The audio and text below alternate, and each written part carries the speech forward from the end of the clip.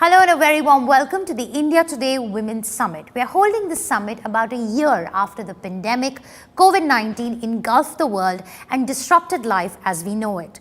The first Women's Summit we are holding virtually, a testimony of how much has changed and the changes that we will see unfold in the times to come. I'm Shweta Punch, Deputy Editor with India Today magazine and your host for the summit. This year, we've chosen the theme of navigating the post-COVID world because the truth is that the world continues to be as uncertain. As we go about adapting to the new normal, we hope to raise some pertinent questions about building a more equitable world for men and women. We hope to celebrate women for their resilience and contribution in combating the pandemic, and we hope to give you some food for thought on where do we go from here. And as we begin, I'd like to thank our sponsors, LIC and NECC. And with that, I'd like to hand it over to the Editorial Director Publishing of the India Today Group, Mr. Raj Chengappa, to please deliver the welcome address. Thank you, Shweta. It has been an unprecedented year that has seen all of us press the reset button. That is why for this India Today Women's Summit, we chose the theme of how to navigate through this COVID-afflicted world and the lessons we have learned from it. To all the women who are viewing this, I salute you. You, along with other women, have played a phenomenal role in preventing the spread of COVID and keeping our families safe and communities resilient. You have taken care of your children and their fears, as well as that of other loved ones. Women like you in India have spearheaded relief measures, particularly to migrants and those who have lost their jobs during the pandemic. That's because, unlike men, you are more empathetic. You see the inner struggles of human beings and show much more compassion than we men do. Women like you have been at the forefront of providing medical relief, as also in researching diagnostics and vaccines for the pandemic. Women in general are finding their voice and convincingly demonstrating that they are not the weaker sex. You have shown in the past year that you are much stronger than we men are. You have shown that you have successfully multitasked during the lockdown and have kept the spirits of your families despite all the setbacks that you may have faced. So in this summit, we would like to recognize, applaud, and celebrate all women like you in the country. For you have shown us the way and held us all together as a family and as a community. All of us need to honor women and do that by forging partnerships at home to lessen their burden. Men cannot replace them as mothers, but at least we can make their tasks lighter. There are some worrying trends for Indian women that the pandemic has thrown up, which I'd like to highlight now. Firstly, women have borne the stress of these times much more than men, and we have to recognize that. A recent report by the United Nations shows that women's mental health has suffered a severe setback. 57% of women noted increase in stress and anxiety compared to 43% men. Second, crime and violence against women, particularly at homes, have gone up during the lockdown. This is reprehensible. And third, several studies have suggested that the pandemic-induced double burden has been a setback for women at work, not just India, but across the world. More women have lost their jobs than men in the past year. There was already a declining trend of women's participation at work during the pandemic and before that as well. While data for India is sketchy, there is enough anecdotal evidence to suggest that while remote working opened up opportunities for women, the pandemic also undid the progress in gender equity at the workplace. So we need to reverse this trend. For to tie our women down to homes is not the way forward. Indian women have demonstrated that at work they can achieve as much as men do and even more. Our women have shown that they are more resilient than men, and resilience is a quality that will help all of us get through these troubled times. The COVID world we live in has been the biggest disruptor in recent decades, and that has changed the way we live and the way we work.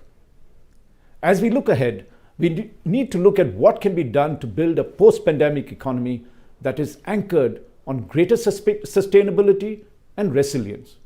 A world that offers equitable economic opportunities for women, both to lead and in nation building. Through this summit, we have curated conversations around women entrepreneurship and building ecosystems to nurture more women to start up. We have a conversation with Divya Gopinath, the co-founder of Byju's, one of India's most celebrated unicorns, on whether women can have it all and nurturing a culture of innovation in a startup. We have Bhumi Padnekar, the actor par excellence, who has constantly reinvented herself and taken on some very unconventional roles in her career. We have an exciting panel with some trailblazers from the world of entertainment on disrupting the narrative through content. And we have the inimitable and iconic Kiran Mazumdar-Shaw, the chairperson of Biocon, to open the summit. Ms. Shaw is an inspiration to millions of women and men across the world. She is a pioneer in the biotech space in India and the first woman startup founder in India. And she comes from the city I grew up in, Bangalore. She talks to us about the lessons from the pandemic.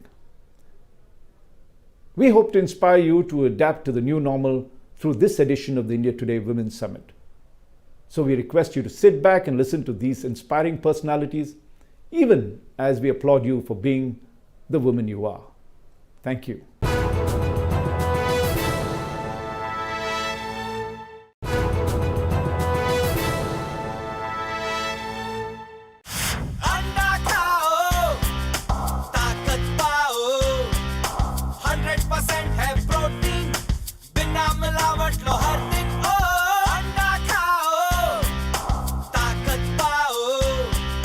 बच्चों का बचपन मुस्काए अंडा बच्चों के मन भाए कुदरत का वरदान है चैंपियन बनने का एक फंडा रोज खाओ अंडा.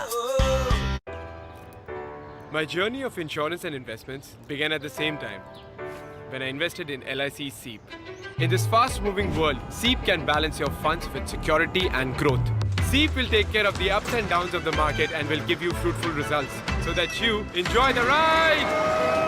And when SEEP is with you, you can soar high. LIC's unit-linked insurance plan SEEP offers savings and protection so that you can soar high in your life. LIC, हर पल आपके साथ. Well, women have been at the forefront of our fight against the pandemic.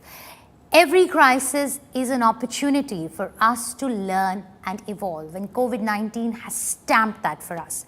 For the keynote address on how women fought the pandemic and the lessons learned, we have one of the most indomitable and astute leaders of our times. Please welcome Ms. Kiran Mazumdar-Shaw, Chairperson, Biocon. You look at the COVID pandemic. When we started and entered into the pandemic, India was unprepared, under-resourced, and really very, very challenged. I remember that in early March, when we were trying to understand how we should deal with the pandemic, we realized that we didn't have enough test kits. We were importing all our diagnostic test kits. We didn't have enough labs because it was only government labs that were testing. And we were testing less than 10,000 people a day. Whereas what we needed was, many fold more than this. But we simply didn't have enough diagnostic tests. And then there was a huge effort in the biotech sector. Small companies, startups, even mid-sized companies all started rising to the challenge and saying, let's develop indigenous test kits. And the first off the block was a small company from Pune, My Labs, headed by, or at least co-founded by a woman, Meenar Bhosle, who actually developed the first approved indigenously made RT-PCR test. And it is said that she just made sure that it was delivered to the market, and then she went and delivered her baby. So that was the kind of dedication which scientists had in addressing this pandemic. I must also mention that at that time, there were a number of women who played leadership roles in managing the pandemic. I started with Meena Dhosle. There were many other women who also developed and involved with making test kits, to address the need of the nation. Then we had Priya Abraham, who actually who heads the National Institute of Virology, and who actually played a very strong leadership role in sequencing the virus, in creating a viral repository, in actually, working with Bharat Biotech in developing our inactivated viral vaccine, the Covaxin product, which today is, been approved, and it's undergoing deployment. So I think she's played a very important role. We had the Secretary, Department of Biotechnology, Renu Swaroop, who of course has played an amazing role in getting industry together, in making sure that we funded many companies who are developing novel vaccine platforms or novel diagnostics. And she actually involved me in a very interesting program called NBRIC, which was about indigenizing all the resources required to manufacture, whether it was kits, whether it was RT-PCR kits or antibody kits or antigen kits. And I think this was a very exciting opportunity for me, because I came to work with a large number of startup companies who were actually doing bits and pieces of various components, and I brought them all together so that they could actually develop many of these requirements, which helped us to combat the pandemic. And then, of course, there were many pharmaceutical and biopharmaceutical companies that developed drugs or repurposed drugs to treat the pandemic, and so on and so forth. Whether it is women doctors, whether it is women scientists, whether it is women software engineers, because that was another big need of the hour, which was about software development, whether it was an Arogya Setu app, whether it was the COVID app. And, the pandemic also forced us to work remotely. And in this whole digital world that we were thrown into, a large number of apps were developed, and a large number of contactless technologies were developed. And many of these companies had women as co-founders. So I was really excited with the kind of opportunities that were thrown up for women entrepreneurs, for women in leadership roles. We also know about how in the early stages, Kerala learned to deal with the pandemic very efficiently thanks to their health secretary, Dr. Shailaja, and so on and so forth. So I think we've seen a large number of women playing a very important role in managing the pandemic. I think India actually did a pretty decent job when it comes to the pandemic. Whether it's our doctors who basically left no stone unturned in managing to the disease, in experimenting with new drugs and new therapies to basically save patients, and I think India has done very well out of that. Or whether it was how hospitals learned to basically expand their capacities for COVID patients, or whether how governments actually created large stadiums into COVID care centers and so on and so forth. I think there was a huge amount of collective effort.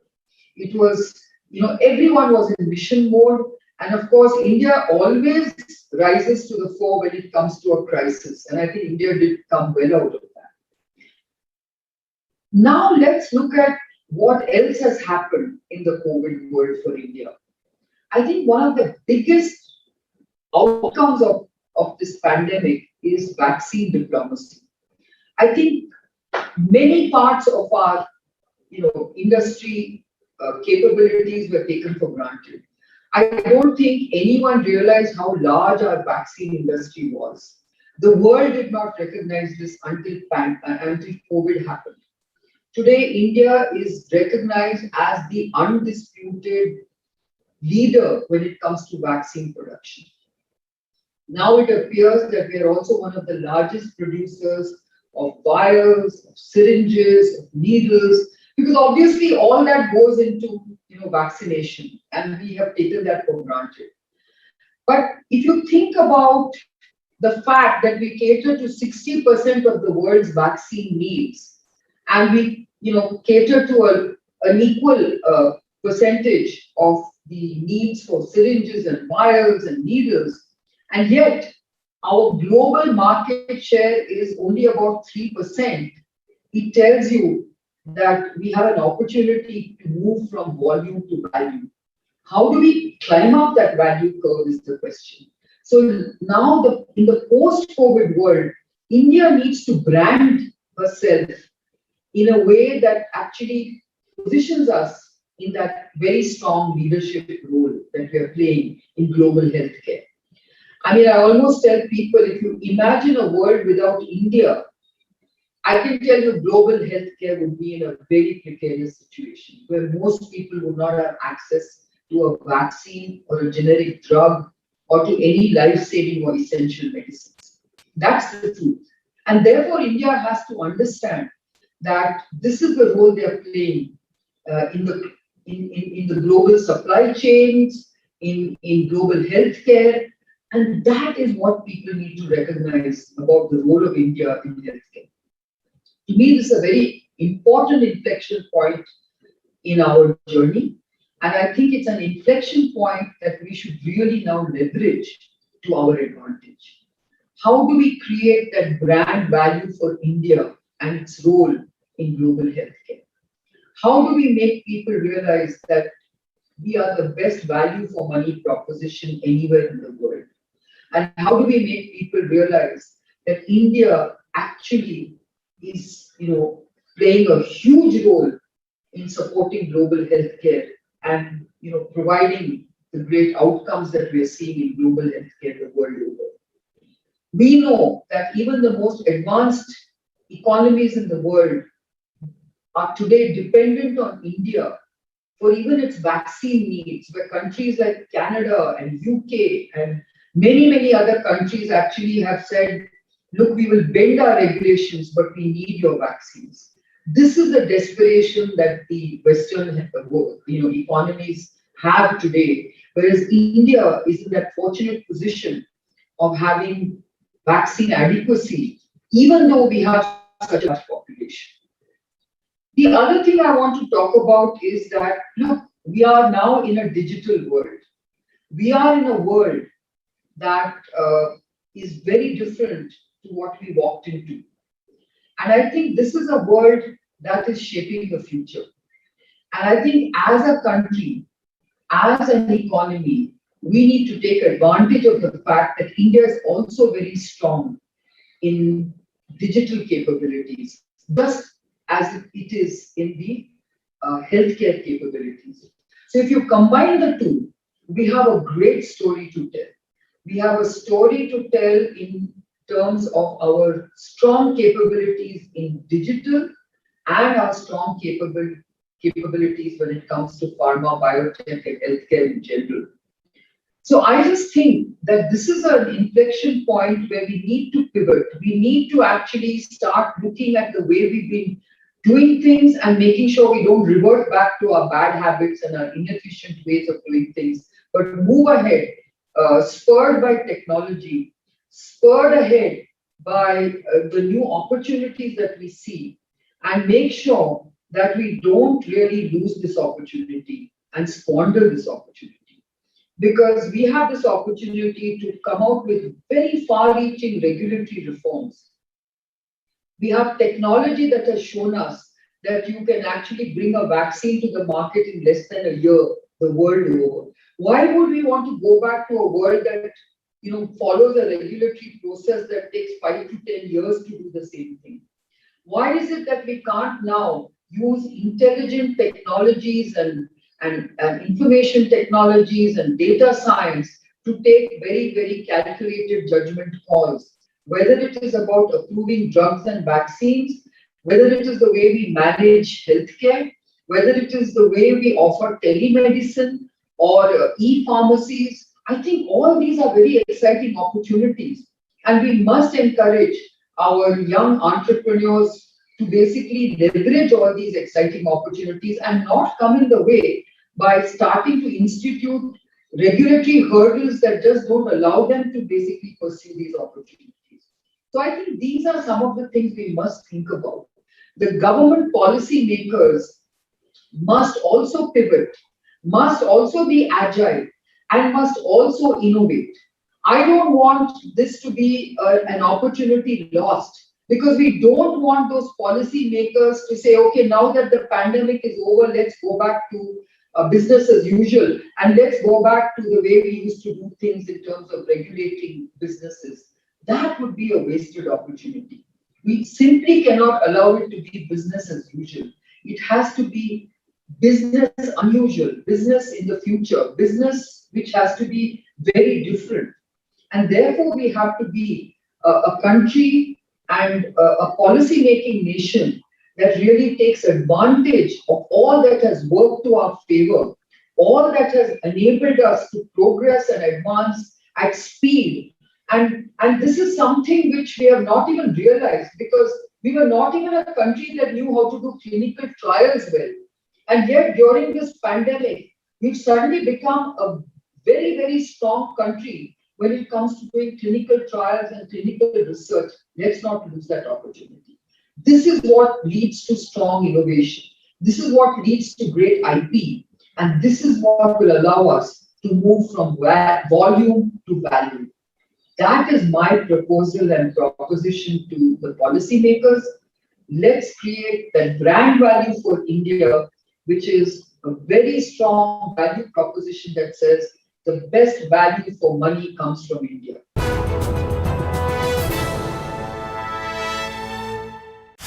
अंडा खाओ, ताकत पाओ, 100% है protein, बिना मिलावट लो हर दिन। ओ अंडा खाओ, ताकत पाओ, बच्चों का बचपन मुस्काए, अंडा बच्चों के मन भाए, कुदरत का वरदान है। चैंपियन बनने का एक फंडा, रोज खाओ अंडा। गाइस कल मेरी नई बाइक आ रही है। Great. तब तो I will come with Rohan every day. Insurance है। तुझे क्या लगता है इंश्योरेंस पीयूसी सब कुछ है? I was talking about life insurance for Siya. Jokes apart guys, but आज मजा कल सजा नहीं होनी चाहिए। Seriously, life insurance तो जरूरी है। LIC का न्यू जीवन आनंद देता है डबल फायदा। मैच्योरिटी पे मिले फुल पेमेंट और लाइफ कवर चले जिंदगी भर। ए हेलो, इंश्योरेंस है क्या?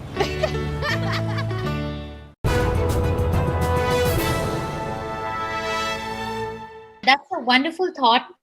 You've closed your speech with that we have to build on our brand proposition, move from volume to value. Now, even as we speak about India's vaccine diplomacy, and it's made all of us immensely proud, I wanted to get your thoughts in on, there is still a lot of concern and apprehension about getting the vaccine, about the efficacy of the vaccine, about the time between the two doses. Should it be 28 days? Should it be longer than 28 days? So there are people who are holding back on that. Before I come to larger questions, I want you to address this very eminent question that a lot of people have on their minds. Should they go in for a vaccine? What would be your thoughts on that? My immediate answer is absolutely. Please do not hesitate to take a vaccine, because a vaccination protects you. And I can tell you that, you get protected even when you take your first shot, because it does give you some protection. It protects you from falling seriously ill. And I think that itself is a very good reason why you should vaccinate yourself. I, for one, have strongly believed that we should be vaccinating as many people as we possibly can. So whilst we went through phase 1, which was about the frontline healthcare workers and the essential workers, And now we've gone into phase 2, which are the elderly and the slightly younger people with comorbidities. The fact that we are seeing such surges in numbers, and you're seeing that most of these infected cases are younger people below the age of 40, it tells you that these are people who are students, who are the working classes, and they need to be vaccinated much sooner than later. I, for one, hope that the government allows the general population to be vaccinated ASAP.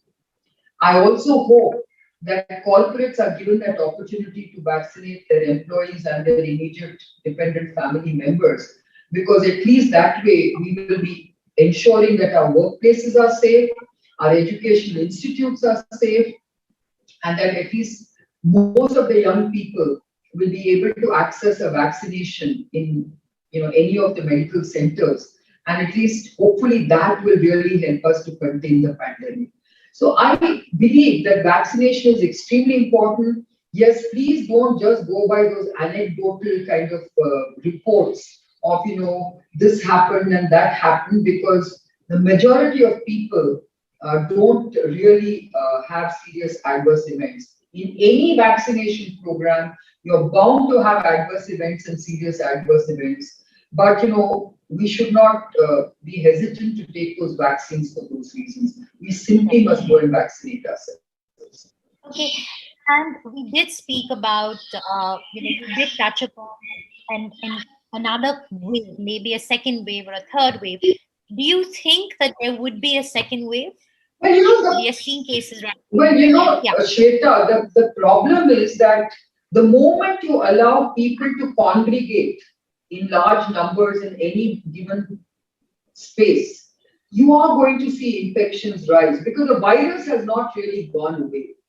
And the more people you vaccinate, that's the only chance you have to basically drive away the virus. Right now, you haven't driven away the virus because a very small percentage of the people have been vaccinated.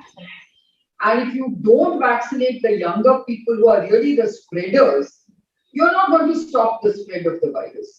So whilst you're seeing that you have a large number of cases rising every day, that's because as more people go to malls, or more people go to cricket matches or bars or whatever it is, and young people are a little, carefree. They don't, bother or care about masking themselves as much as we do. I think they should be very careful about that. But despite that, you are going to get infections. So let's vaccinate them as fast as we can. So I, for one, believe that we should vaccinate as many people as we can, especially those that live in these large, dense clusters. Okay. And at which point does herd immunity kick in? I remember the last time we spoke, you said something very important, that the virus will burn itself out before the vaccine becomes available. And we did see that. We saw cases dipping as the vaccine availability became, more and more people could access the vaccine. But so there's this whole debate around, has herd immunity kicked in, and what point does it kick in, or has it kicked in? So, herd immunity kicks in pockets. So if you have, for instance, very dense populations where a large number of people have been infected, that is what would lead to a herd immunity. Let's face it, we are a very large country. And so you cannot have herd immunity everywhere. So you will have herd immunity in pockets. Like, for instance, I'll just give you an example. If you're in a college, where a large number of people are infected, you can get herd immunity. But you can't assume that there's herd immunity when you leave the college and you start mingling with people outside, because they are not living in those dense clusters. So I think we need to understand that there are two types of herd immunities. One is natural herd immunity that happens by people infecting each other and creating cross-reactivity and thereby immune protection. But the more important way of creating herd immunity is through vaccination. So vaccine-induced herd immunity is far better than just getting people to develop herd immunity through infection. Okay. Now I want to ask you about the role of women in the post-pandemic world, right? The pandemic disrupted the way we work. It disrupted the way we live our lives. It's disrupted the way we network. It's disrupted the way we educate ourselves, everything. In the healthcare space, of course, women have taken a lead, and you beautifully illustrated all of that. I want to ask you, in terms of the new opportunities that this post-COVID world holds, especially for women professionals, because across the world there is concern that the pandemic affected women very adversely, since they were the ones at home trying to work from home with other responsibilities. So ultimately, the responsibility of caretaking, being a parent, working, all of that fell on the women, and a lot of women dropped out of the workforce. This is especially true for the United States or for Europe. In India, we don't have data right now.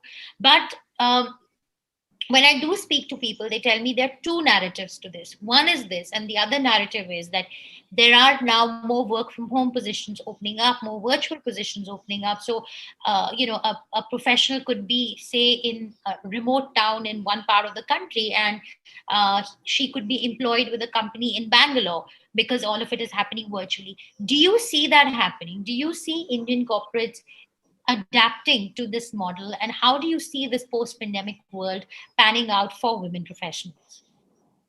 So I feel that if corporates don't, sort of respond to this opportunity of having remote working or a hybrid working model, I think they will miss out on a huge opportunity. Because, finding talent that always is willing to relocate is very difficult. Absolutely. And this actually allows you to be global, to be, agnostic to location, and it allows you to get really good talent, especially for roles that don't require talent, those roles to actually be located in any specific area. Of course, there are certain jobs and certain roles where you have to get people to come to work. Manufacturing jobs, for instance, you cannot do that remote working in the way you just described. So I just think that this is a huge opportunity for companies in many, many ways. One is in terms of talent. One is in terms of actually becoming almost like an asset-like model, because you don't have to keep investing in office space all the time, because you can then start having a hybrid model where you have rotating jobs that use offices at different times. So I think it gives us that opportunity to be very pragmatic, efficient, and very flexible. And I think that's very, very important. And it helps women, because yes, you're right. Women were very badly affected by the pandemic in many ways. One is when there were sort of layoffs, I think women were laid off first, and that was unfair. And then, of course, the women who are not laid off and who have to work from home, you're very right. I think most women felt that they had to do their dual chores of their domestic and their professional responsibilities at a very high level. Whereas men actually got away by just doing their professional responsibilities and almost got served by their wives almost, So, do you see attitudes changing? Do you think there'll be more trust, where India is concerned? Because while hybrid models are more popular in the Western world, they aren't as popular in India, besides maybe the IT industry. So do you think, do you get a sense that the Indian corporate sector might actually start trusting their employees more, and they will more seamlessly adapt to this flexible working models? Do you get that sense? So, you have to be a bit innovative about these hybrid models. It's not about saying that a certain number of people will work from home and a certain number of people will have to come on site. It's about rotating those jobs, giving people an opportunity to work from home.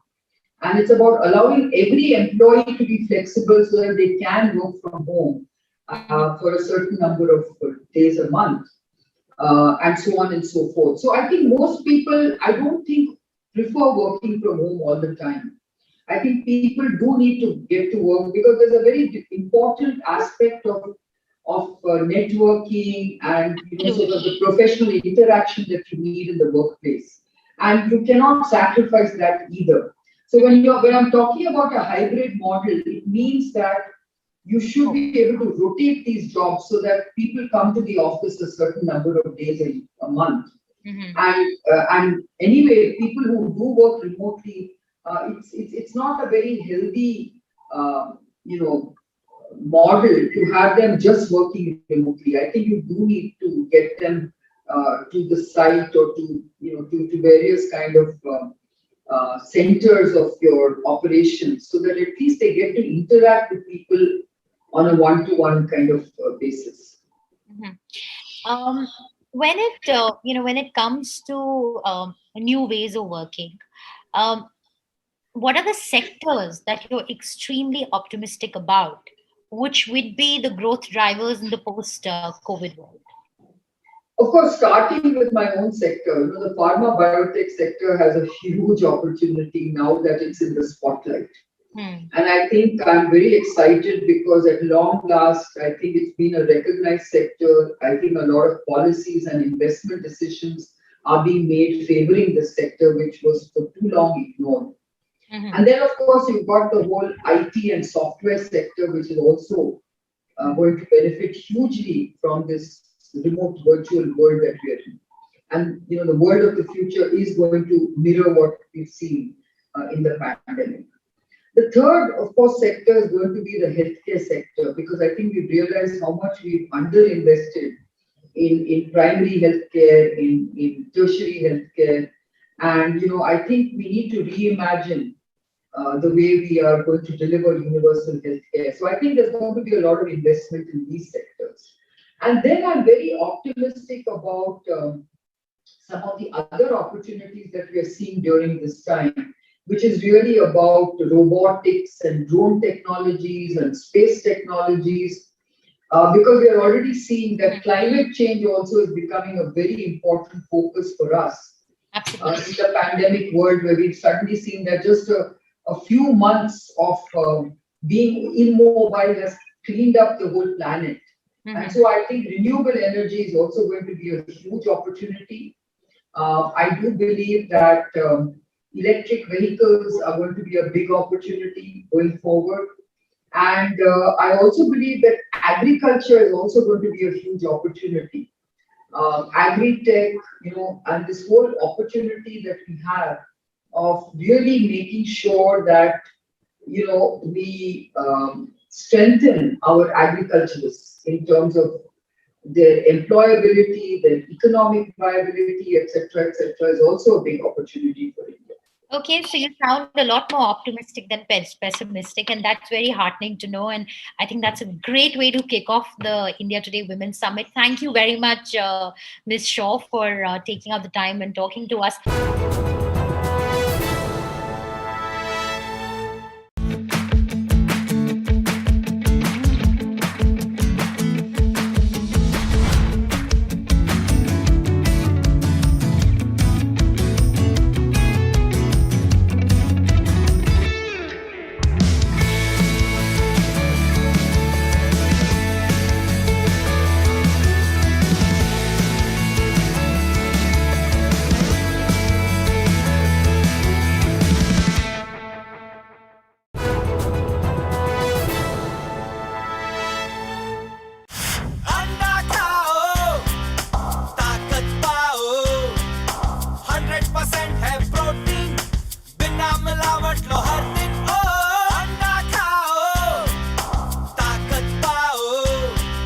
बच्चों का बचपन मुस्काए अंडा बच्चों के मन भाए कुदरत का वरदान है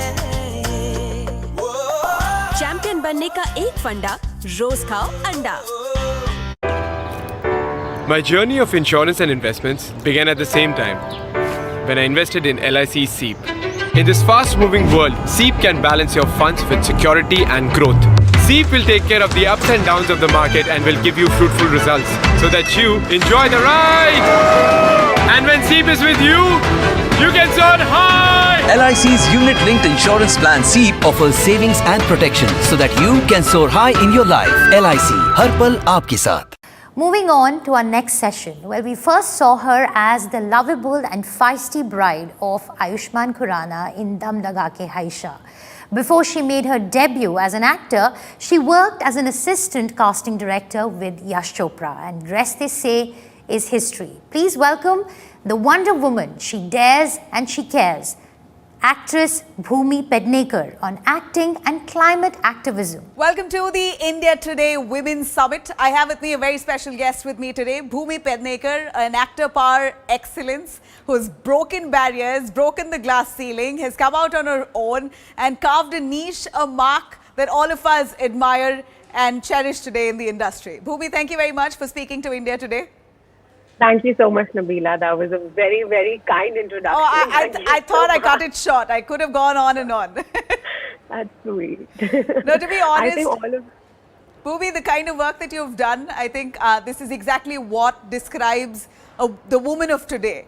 And you've really emboldened all of us with your performances, with your style, with your humor. And seldom do we see women like you. And we're so glad that you're in the industry and carved a niche for many other women to follow suit. So was it a deliberate attempt there, or it was just you being you? No, I think it was definitely thought of, because considering my debut within the film industry was quite unconventional. And, the idea, honestly, I just took it up because I really wanted to be an actor, right? Like, this was such a big opportunity for me. I didn't really come from, I didn't really have any kind of backing apart from my craft and my whatever little talent I have to, support me. And I was this little girl who just had huge dreams. And I was like, I was unapologetic about it. I was like, whatever happens, I am going to be an actor. There were people that I kind of spoke to that weren't always very supportive of what I wanted to do, because I wasn't your traditional gori, chitti, North Indian looking ladki, but it did not matter to me. I think the traditional gori, chitti are gone are those days. Exactly. And, this was my thing. I was like, what? It doesn't matter. I'm going to change the definition of what your quintessential Hindi film female actor is all about. Right. I was like, we all are in this profession because the idea is to perform these different parts and, communicate these beautiful characters and be a part of these amazing stories that move people, that bring about a change in the way people think about themselves, about the world. And I was like, that's exactly what I'm going to do. And I'm going to kind of create a beauty standard of my own. And that's exactly what I've been trying to do because but yeah, I mean, actually just sticking to what you specifically asked me is that through my cinema, I really want to bring about a change. I want people to love themselves. I want people to be more accepting of who they are. I want to entertain my audiences for sure. Like that's my number one priority. But I want to leave them behind with a thought, a positive thought, something that makes their world better and the world that they live in better. And, to be very honest, with 10 films, 6 years in the industry, you've really left a mark. And like you did say, it wasn't a regular start. It was a very different start. And I think from day one, you've set the stage, to change the script for what women think of actors today or actresses today. But your first film, Dam Laga Ke Haisha, you had to, instead of lose weight, like that's what we see the norm, right? Actress needs to get into a role, you need to get fit, you need to have a, bikini bod, all of that. That's what's expected. You had to gain 25 kgs for Dam Laga Ke Haisha. Yeah. And that was crazy, if I could say. And you did it without hesitation. I had so much fun filming that movie because, I mean, imagine, right? Here I was getting paid to eat and act. Two things that I love doing the most. I love food. And I was like, okay. And obviously, it was a little intimidating at the start of it because I 25, 30 kilos is a lot. To do something that too unnaturally, right? But then once I started my journey, I had such fun. And, the relationship that I shared with myself just became stronger because Dam Laga Ke Haisha gave me a lot of confidence. It actually gave me a career. It gave me a platform. It gave me a voice. What gave you that courage to take up that role, Bhumi? What did it ever spark you in your mind? What if this goes wrong? The thing is that the fact that I was getting a chance the fact that I actually had a debut film was large enough for me to do anything for that movie. And I had read the script. I had a lot of confidence on the director and the script. I did know that we are trying to make something special. What I didn't know is that, oh my God, it's going to be loved so widely and it's actually going to become one of my most successful and loved characters of my career. And Dam Laga Ke Aisha really is, whoever I meet till date, the first film that they talk to me about is Dam Laga Ke Aisha. And once the film released, the kind of love that people poured in and showered in, I watched it too. I kind of related quite a bit to you because I'm a chubby person myself, all right? And, I have dreams too. And I loved it. I watched it with my entire family and we loved your acting. You didn't look like a novice at all. You looked acting came with a snap of a finger to you. Is that because you started off as an assistant casting director? Did you know? Could be. I think, I was subconsciously training myself since I was very young. Once I realized that, okay, this is what I want to do and this is what my ambition in life is, I think I subconsciously was constantly training myself as an actor. So everything that I did in life was obviously, it was also destiny that, I was given these opportunities, be it me being a casting director or whatever opportunities I got at BioRef, behind the camera. But apart from that, it was also taking me a step closer to what I eventually want to do.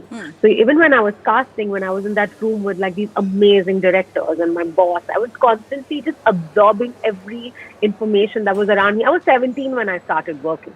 I actually kind of went against my family. I took the non-conventional route, the non-traditional route. I was educating myself simultaneously because that was their only thing. They were like, okay, if you want to go into, films and, the big bad world of cinema, you have to have a degree. I said, fair enough. So you give me my space to do whatever I want. And they were shocked with the fact that, oh my God, I'm going to drop out of traditional education. I did my open schooling. I did open university. Nice. But then eventually they accepted it. But when I was in that room, when I got to meet Aditya Chopra for the first time, or when I heard a director like Shimit Amin, when we were casting for Rocket Singh, give me all that information, I was constantly learning. So those years behind the camera were actually university for me. That is where my actual study and my actual education about being an actor, about films, about life happened. And I think that's the reason Dam Laga Ke Aisha became a little easy. Not easy for me. I think it came a little natural. I don't know. And the thing is I that think there was so much passion burning that you had to just spill it on air. You were just waiting for that opportunity. I can't believe that you were actually auditioning other, talents and hoping that you'd get your chance one day. Was that always in your mind when you were a casting director that, not this one, not that one. I could be better. I could do better. I mean, honestly, I seriously never had that thought, because I was so dedicated to my job and I'm a very honest person, and I find a lot of pride in saying that. I was so dedicated to what I was doing then that not once did I feel like, oh my God, I can do it better. But what I was doing simultaneously while I was conducting those auditions is that I would play so many varied parts, right? Because in the morning, I'm a 60-year-old woman queuing a senior actor and doing a scene with her. In the evening, I'm like an 8-year-old child, working with a child actor, trying to extract a performance out of them. Right. So through the day, there were so many varied parts that I would read for. So as I said, everything was preparation for me. Everything was prep for me. But I think the most, I would say, weird time for me was when I was auditioning girls for Dam Laga Ke Aisha. Because I was being auditioned simultaneously. So, I was in this constant battle with my conscience where I was like, am I being unfair to these girls by any way? Because, we all have an equal opportunity over here. And I actually remember going up to Shanu and telling her that, I don't know, I feel like, what if I'm without unknowingly not being fair to them? But then, she obviously, she would see all the auditions, my director. We actually auditioned about 250 girls for the part. Yeah, I can imagine. And I did not get the film easy, I really proved my mettle. And Sharat, my director, he was a little harder and tougher with me because he did not want to take me in because I was like a YRF employee. And he also had his issues, right? Because he was looking for somebody who belonged to that world.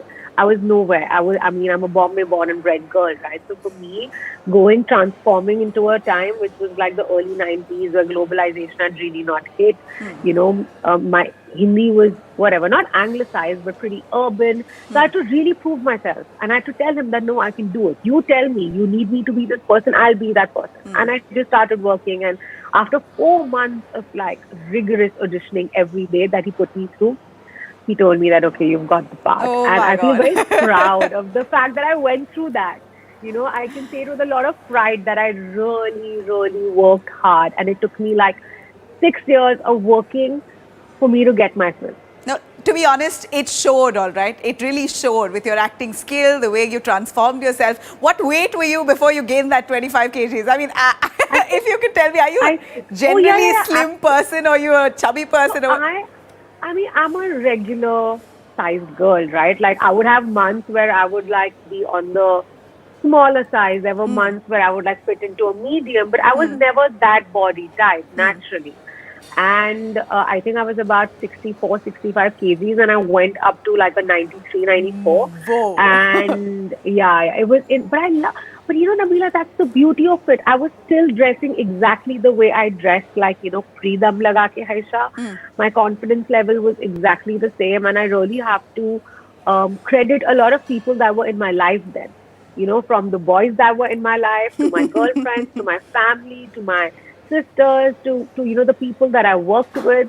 I wasn't allowed to tell anybody that, I've got the film. So suddenly, there were people that met me, say, in January, and then they meet me in October, and I'm a completely different person. Wow. And people were worried, they thought I've got maybe mental health issues, or, maybe I'm unwell. And so when I said earlier that my Dam Laga Ke Haisha experience really gave me a lot of clarity about what I want to do in life, is because, when people came up with questions like, are you dealing with any mental health issues?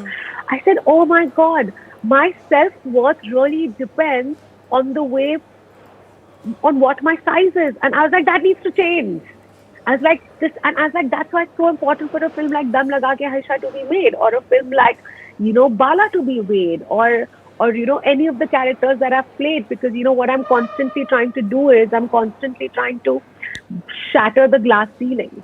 I'm constantly trying to break this beauty standard that it puts so much pressure. When people say bikini body, listen, that bikini is meant to fit your body.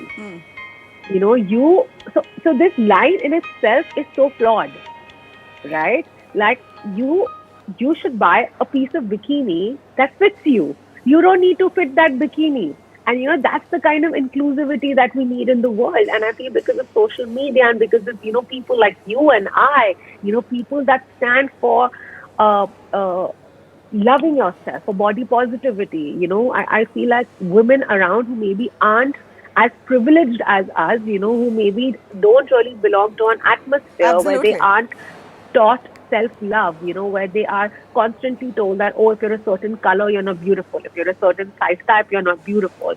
Or if you're not tall, short, there's so much that goes on, and that's why I feel like it's so important for people like us to constantly speak out through all the work that we do, me through my films and, various influencers through whatever they are respectively doing, so that other women get the confidence to stand up and say, no, it's okay. I love myself. Absolutely. Be it your film Toilet, Ek Prem Khatha, Sand Ki Aankh, Bala, like you mentioned, or quite a few films, your choices really suggest what you really want to do and how you want to work, and you want all your work to be somehow socially relevant. And that's all. Is that always on your mind when you pick a film, when you sign a film? I mean, don't you think of commercial benefit at all? I do think of commercial benefit. So what I try doing, it doesn't always happen, is that I try going for cinema that kind of balances both, right? So when you speak of a Toilet, Take Prem Katha, it's one of my most successful, commercially most successful films of my career. But the kind of reach the film had and the kind of impact the film had, I was amazed. It was only my second film. And, after the movie release, there were actually campaigns where, fathers and mothers were on the front foot saying that no toilet, no bride. And, that was honestly fantastic. To me.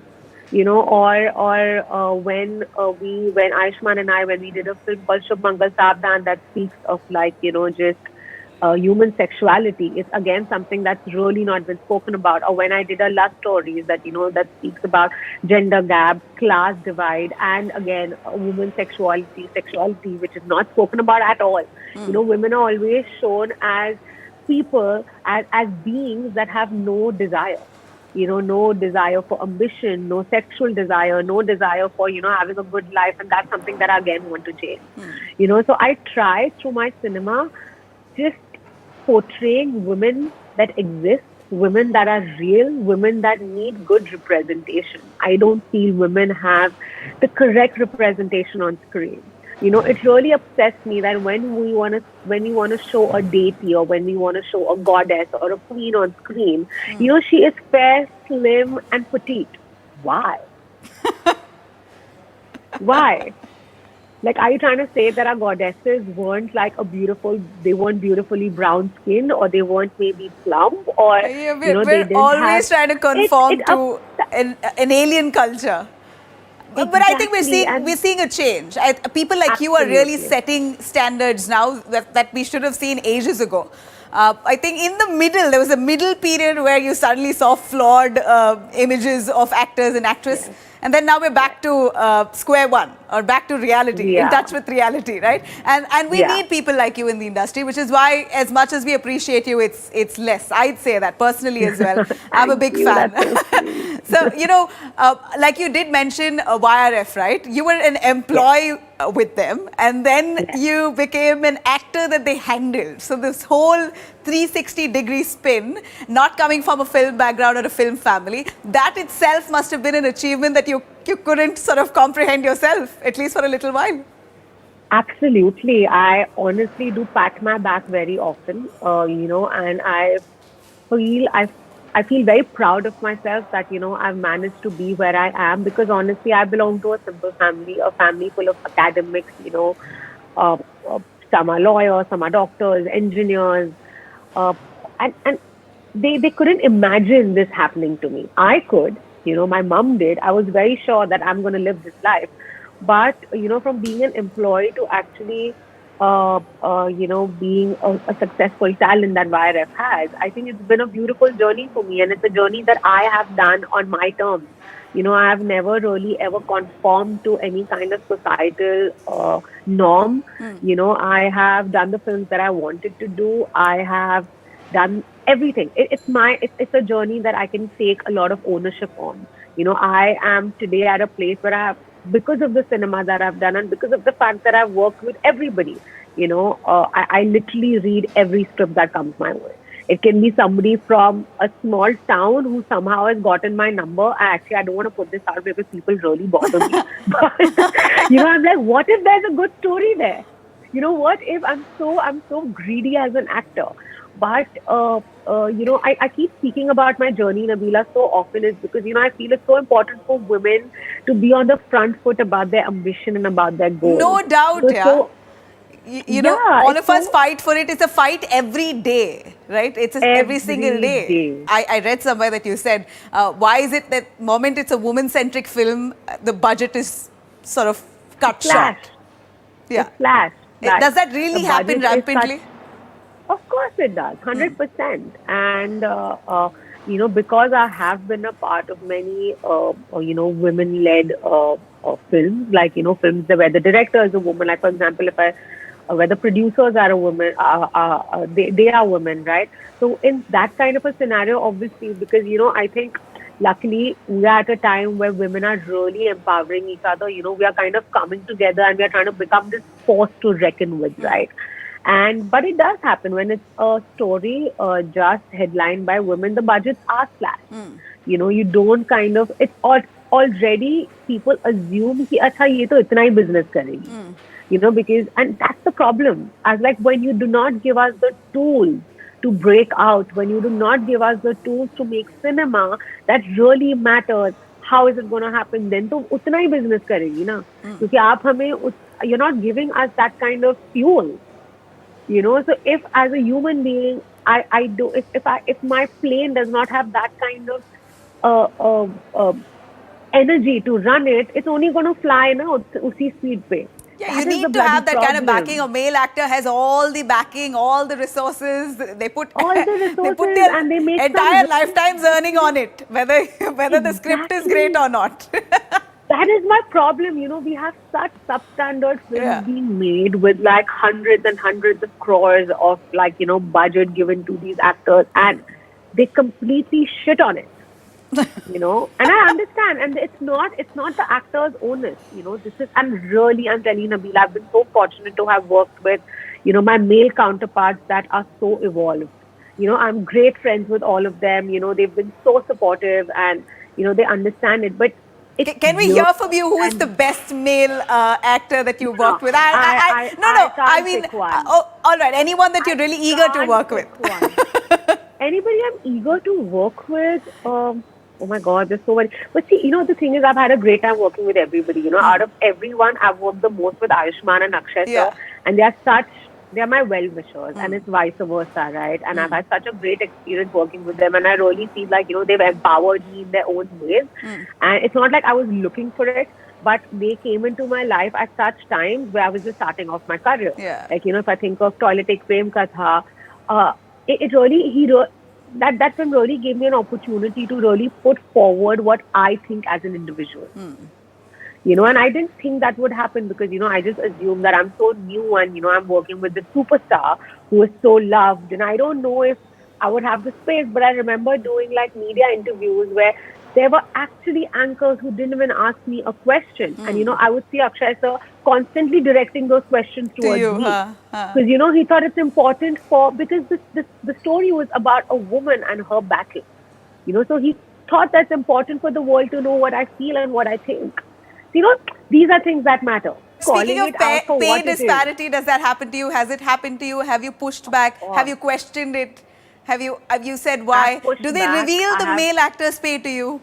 They don't reveal it, but you know, everybody knows. We all know what we are getting paid, etc. At the start of my career, I kind of started backing out of films very early on because, you know, I had one experience where I was literally paid 5% of what my male counterpart was paid.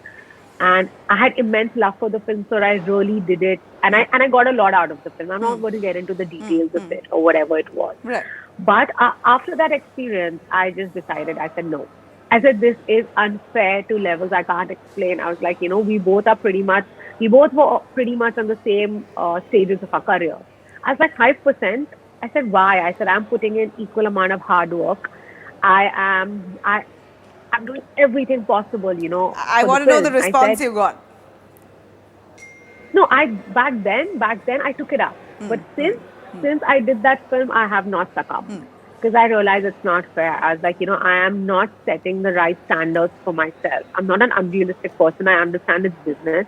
And I understand that there's a certain value that I add to the film, but I need to get that much of what I do because, you know, my hard work is the same, my dedication is the same, my passion is the same. Why should you're probably bringing more to the table than a male counterpart. If your films are mostly women centric, that's most of which then most of your films are very solid roles for women. You've played a very solid role, a very integral part of the film, so therefore you should be rewarded for it. Why not? But let me quickly cut away. You spoke about the actors that you work with. You know, recently you shared some really lovely behind the scenes photos from the sets of Sonchiriya and paid a real emotional tribute to Sushant Singh Rajput. You said it was one of the toughest roles, and even the film was critically acclaimed. It didn't do quite well with the box office, but I'd really like to know your experience working with Sushant and just how would you remember him? You know, our experience while we were shooting for Sonchiriya, because of the kind of film that it was and because of the kind of because of what every actor on that film gave Sonchiriya, it was a very potent experience. You know, we all were like in the middle of nowhere, you know, put into these really harsh, unforgiving conditions, you know, shooting a film that's emotionally and physically very challenging. So my memory of the film are pretty much dominated by Sushant and little girl, you know, Khushi, who plays Sonchiriya, because the three of us were together pretty much in the film. You know, it's a story over like 3 days and of these three characters just running away from the harsh realities of society, you know. And I just remember him as a friend. I remember him as somebody who really made the atmosphere in such, who really made this very tough environment doable and easy for me. You know, he really encouraged me as an actor, and I did the same for him. You know, there was a lot of healthy competition where we were trying to just be the best version of our character in the film. Yeah. And he is just such a bright mind. And yeah.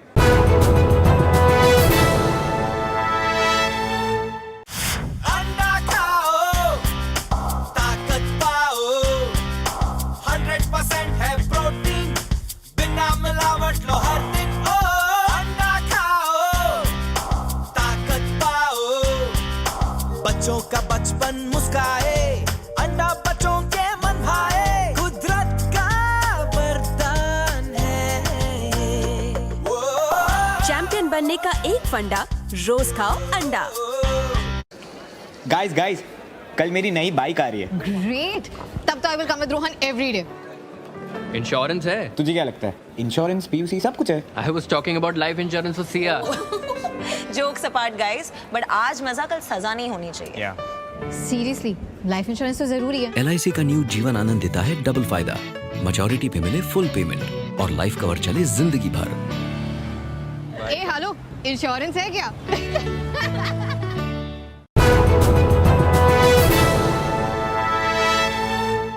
So let me take you through a little bit of the last quarter of 2019. It was quite a busy one for you. Sant Ki Aankh, Bala, Pati Patni Aur Wo. How did you deal with the whole lull of 2020 after that kind of, onslaught of work? Here you have a sudden standstill where you're confined to your home, your family, or maybe even not, somewhere all alone. And at that point of time, mental health was also such a concern. We were all battling it. Absolutely. What was your experience like? This was probably the first time in my life. 2020 was the first time in my life. I started working when I was 17. Okay, was when I had nothing to do. I didn't know what to do.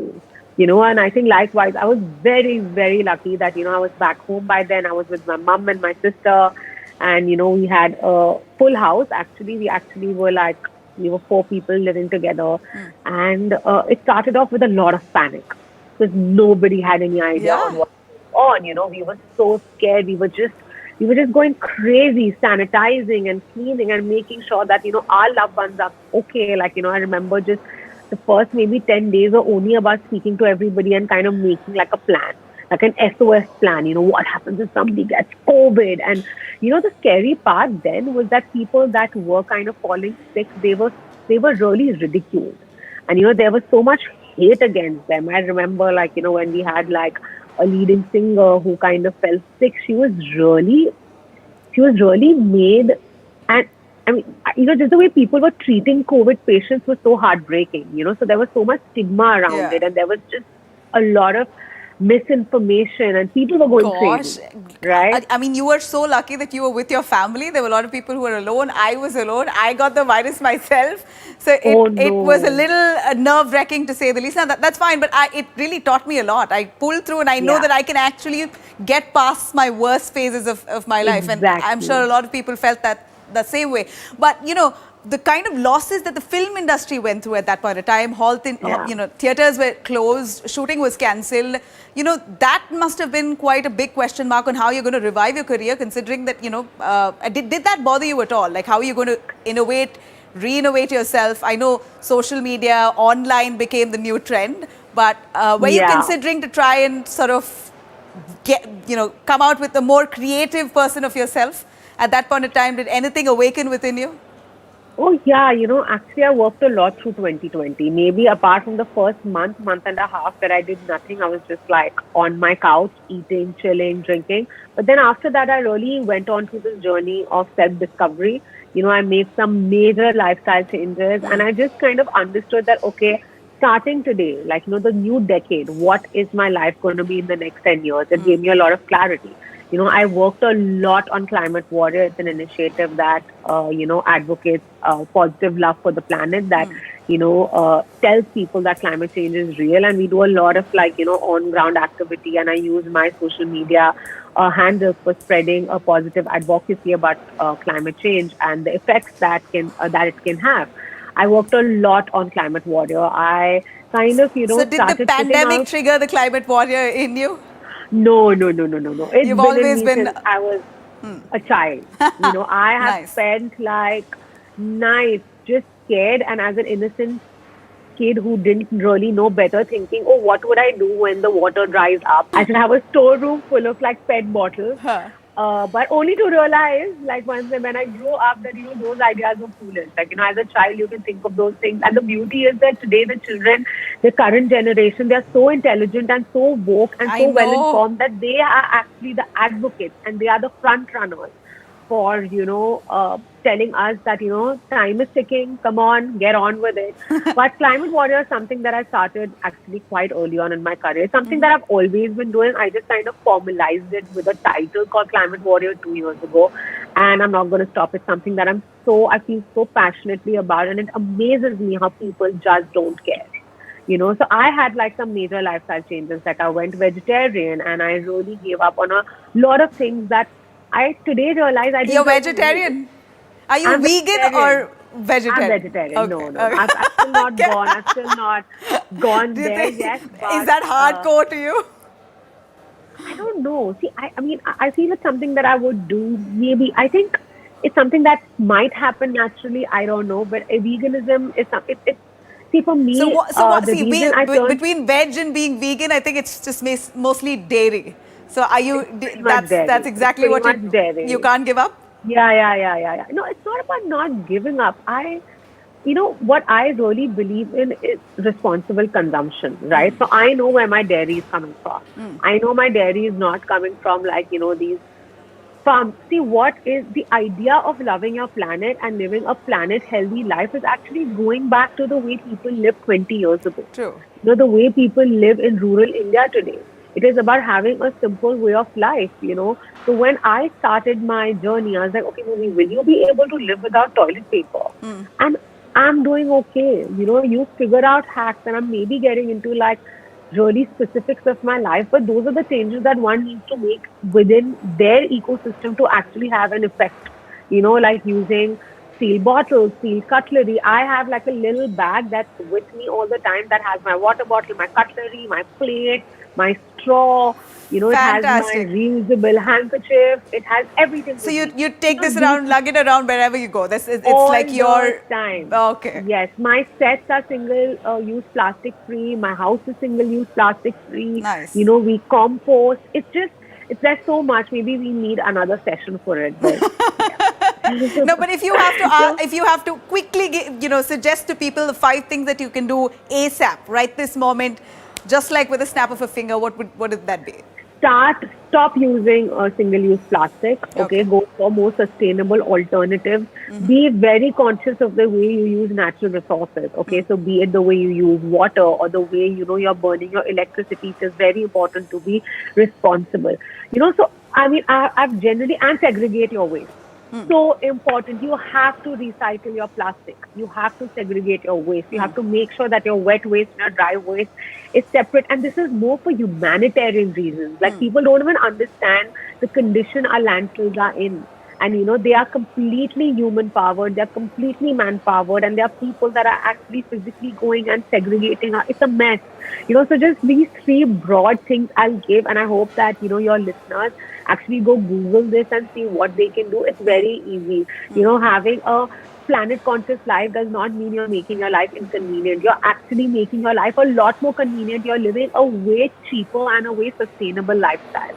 That's what it's about. Like, be conscious of your consumption. Yeah. That is the problem. You need to be responsible for what you're leaving behind for your loved ones, if not for anything. Think for them. You're always thinking for them, saving for them. So save natural resources as well. I think that's what we could do. Bhumi, your personality is such that I think we've seen you on OTT platforms as well. But what do you think of OTT? How do you, we're looking at some OTT series and productions that really pull out the character of a person, and we really see through several stars who've shone brighter on OTT platforms than compared to the big screen. Yes. Somehow they Yes. got their due on OTT. Yes. What's your view on releasing films on OTT, Netflix, Amazon, or any other OTT for that matter, considering now theatres, cinemas, we're looking at so many restrictions. Would you believe that that's the way forward? No, I don't think that's the way forward. I feel both our worlds are really going to, coexist. Listen, India loves cinema, and watching, and what a theatre can give you, watching a film at home cannot give you that experience. True, I agree. But having said that, I love the OTT medium. I love how breakthrough the content is. I love how it kind of makes the whole world so connected. I love the fact that I can watch a Spanish film so easily sitting in my room. I know. But I feel both the experiences are very different, and both the worlds are going to coexist. I'm dying to go to a theatre and watch a film. And I don't ever want that experience to go away. But having said that, I had 2 releases, on OTT last year, and both had like a very varied response, and it's fine. What you kind of understand is that you have a very woke audience on these platforms. And, it's a different experience. It's a fun experience. It's a challenging one, but the kind of reach an OTT platform gives you is crazy because, I have a film that's releasing in like 180 countries together, and it's dubbed in like 24 languages. So I am kind of increasing my audience base, but I am a traditional cinema lover, cinema going lover. I want my popcorn. I want like that experience because it honestly is the only thing we have in India. Yeah. What do we have? I either without any breaks. I mean, someone ringing the bell, someone disturbing you, a phone call. The theatre, you have everything and kept it's also aside. a community viewing experience, right? Like it's the only thing I did with my family. You either go out for a meal or you go watch like a film. I don't really know what else to do with my family, and I don't ever want that experience to go. As I come to a close here, I have to ask you this question. You did say that, people on OTT are woke. They're always putting out thought-provoking cinema, series, or whatever kind of content. Today, we're seeing a lot of streamlining, a lot of monitoring, a lot of gags that are being given out. A little bit of freedom that you have on OTT seems to have been shaken at this point in time. Do you believe, what's your take on that? My take on that, Nabila, is that there is a certain infrastructure that we have been existing in. I really feel like art should not be suppressed. Art is the way we see any kind of change in society. Art actually mirrors the society. Yeah. But at the same time, I think it has to be done responsibly because the idea is to never hurt anybody's sentiments. And but I do feel that at times with the whole social media game, people really go on to some they go on to tangents that don't really that's not the problem. So I feel like yes, our generation is very woke, and social media is very woke, and this is a very woke platform. But I don't think people use it responsibly all the time. Just calling people out constantly does not give you. It's not your right, and... so you do agree with a tad bit of a regulation there on that front with social media? Look, we have regulation even in cinema, but I just feel like that regulation also needs to be regulated.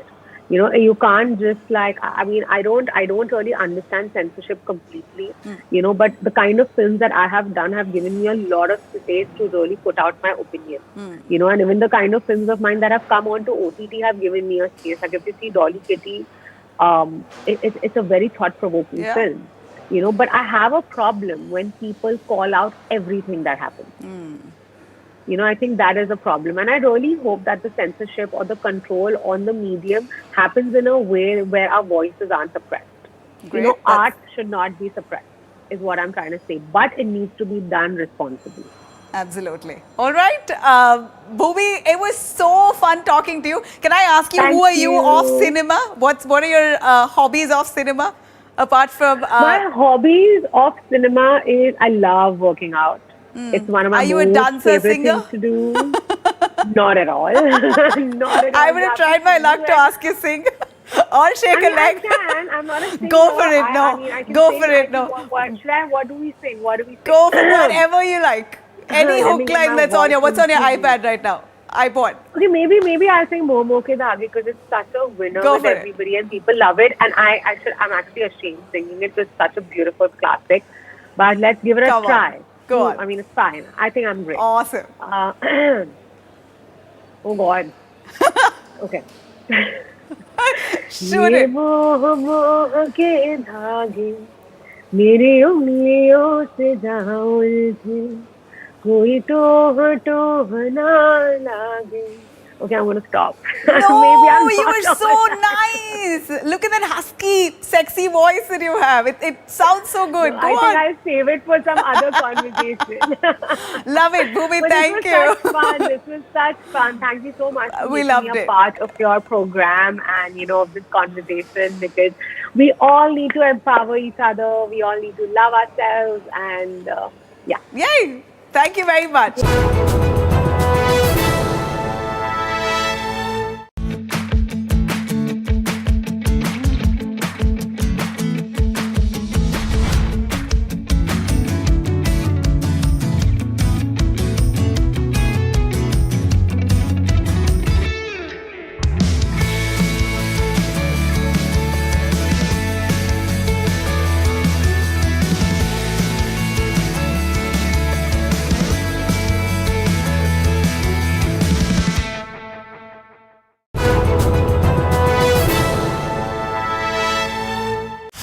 अंडा खाओ, ताकत पाओ, 100% है protein, बिना मिलावट लो हर दिन। ओ अंडा खाओ, ताकत पाओ, बच्चों का बचपन मुस्काए, अंडा बच्चों के मन भाए, कुदरत का वरदान है ये। चैंपियन बनने का एक फंडा, रोज खाओ अंडा। My journey of insurance and investments began at the same time when I invested in LIC SEEP. In this fast-moving world, SEEP can balance your funds with security and growth. SEEP will take care of the ups and downs of the market and will give you fruitful results so that you enjoy the ride. And when SEEP is with you, you can soar high. LIC's unit-linked insurance plan SEEP offers savings and protection so that you can soar high in your life. LIC, हर पल आपके साथ. Our next panel is another star-studded panel. None of us can overstate the importance of content in rewriting narratives. And we have with us 4 brave women in our next panel who are doing exactly that with their cutting-edge storytelling and, of course, with their stellar acting. Great to have you on this very special India Today Women's Summit.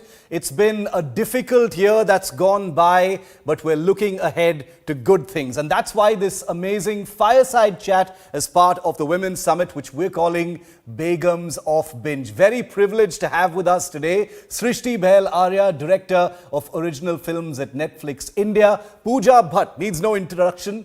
Actor, director, she's now in a new series on Netflix. Prajakta Kohli is a YouTuber and actor. I'm Shiv Arur here at India Today. Welcome to all of you. Pooja, great to see you. Fantastic to see you back on air. You know, one had wondered whether it was really ever going to happen. Most people didn't even know why you sort of gave it all up in your prime and, and took to other things for, at least 2 decades, if I'm not mistaken. But I can't help this being the first question, Pooja. What made you decide to come back? I mean, you've come back with a bang with, Bombay Begums. But what made you come back?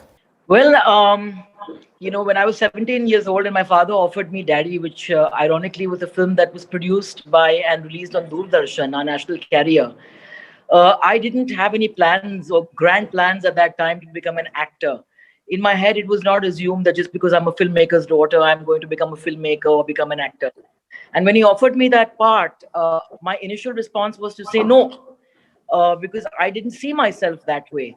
But the devious man that he is kind of gave me a 24-hour ultimatum. And then when I did not get back to him, told me that, okay, you don't want to do it. I'll go to Dimple Kapadia's daughter, Twinkle Khanna. And I was like, hang on. And I just kind of said to myself at that point that, if life is banging down your door, the least you can do is let life in. And I think that at 25, I produced my first film, a film called Tamanna, which won me my first national award. It was a film based on female infanticide. and a true life story in that sense. I was looked down upon by a lot of people within my film fraternity, and I was told that, look, you have youth on your side. You're in the prime. Why are you giving it up and sending these conflicting signals to the industry, and now saying that you want to be part of the big boys club and be a producer? Just stick to acting. And of course, that was music to my ears. And I said, now that you say I can't and shouldn't, I certainly want to do it. And I made Tamanna, and I tasted blood, and I made Dushman with Kajol after, and I made Zakham after, which won me my second national award. But they still didn't take me seriously.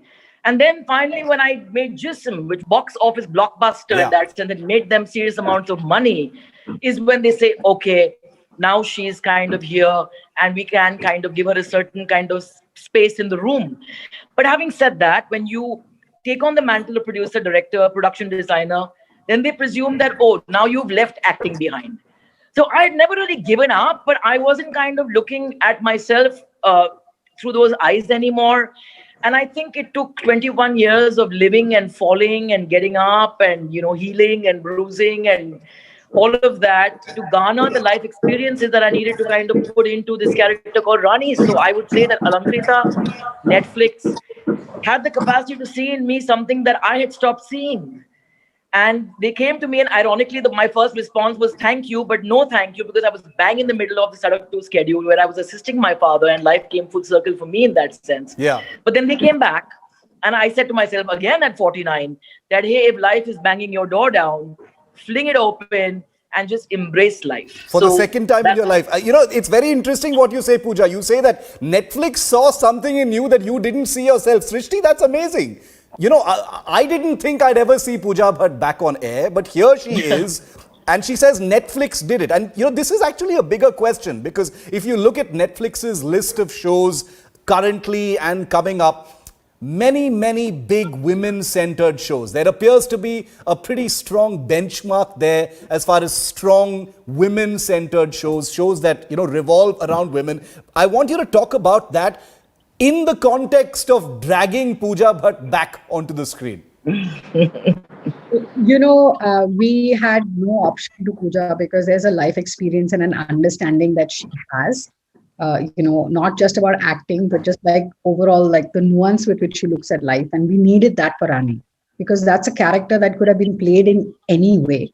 And we were really, really lucky that she, chose to come on Netflix, because I do believe that the narrative is changing and we have more and more women represented at different ages now on streaming especially. And, it was a matter of time that somebody would have convinced us. So we were just lucky we got into the door first.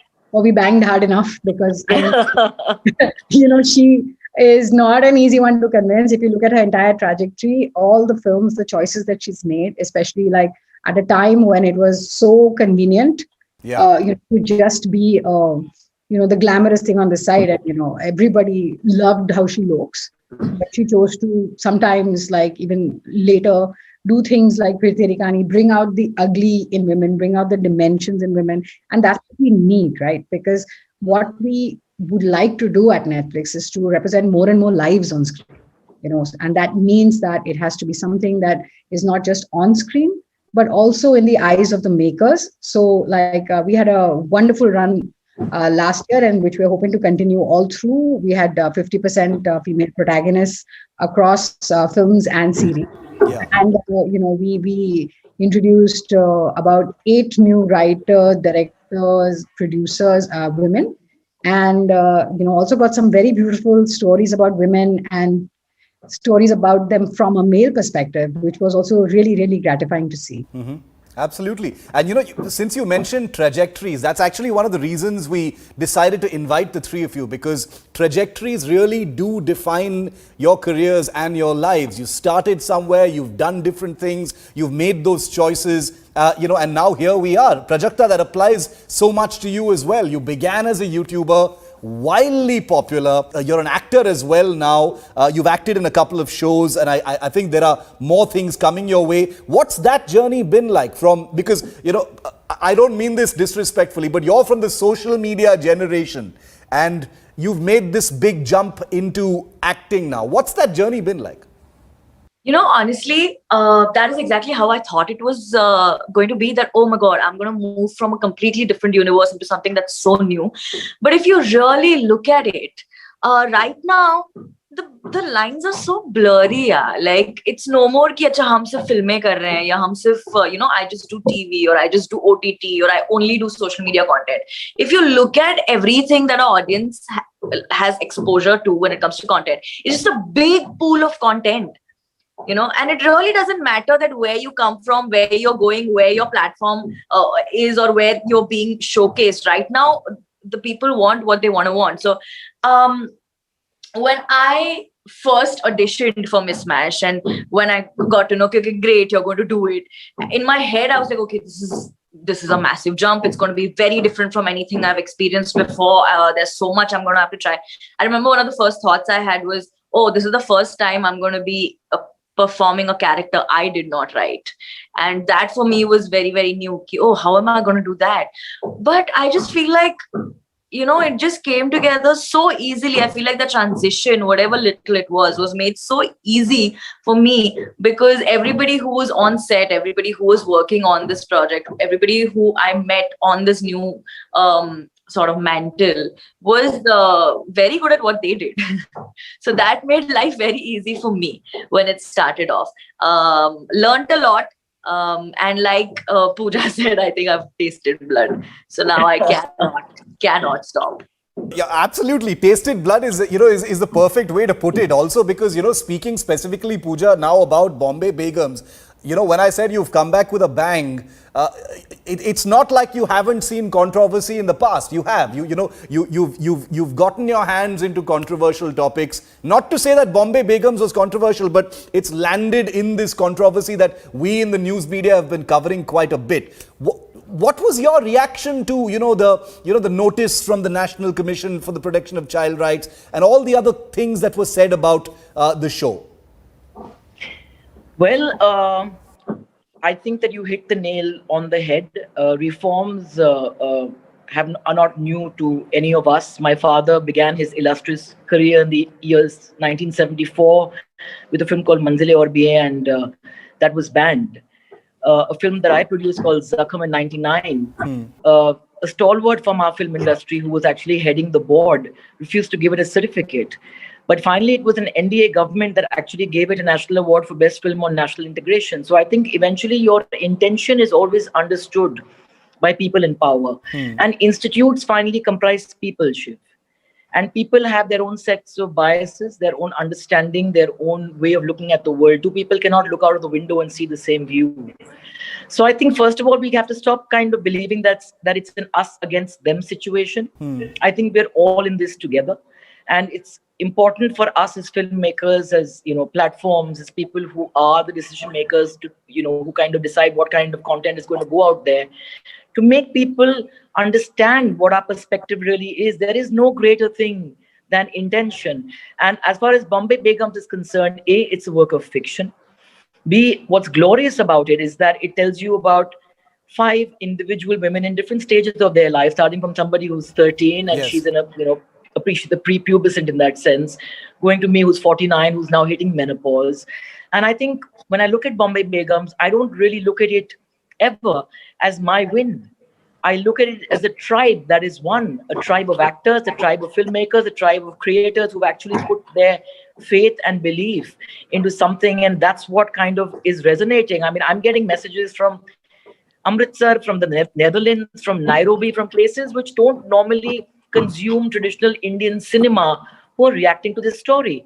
So my response was, sit down with the commission, talk with them, let them understand that Shai's character in particular is a troubled teenager. And we have plenty of those in society who is lost within her own home, who is looking for some sort of, she begins by saying that, I'd rather be a rebel and lead the pack, but what am I rebelling against in that sense? So I think that we've all somewhere gone through that. We've all been rebels without causes.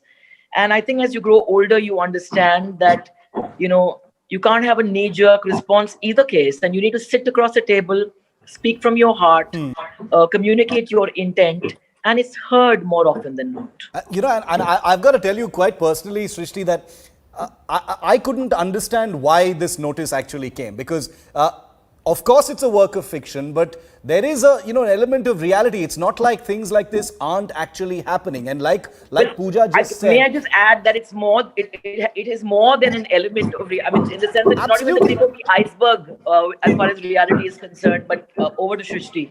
No, absolutely, because for every, in the ensuing social media storm, which actually follows everything that happens these days, for every one person who who had something to say about the commission's notice, there were so many people, and I'm sure you've heard all of them, Srishti, who said, what are you smoking? This stuff really does happen. I mean, what world are you living in? But what was it like navigating that? And you're still navigating that, because this is serious.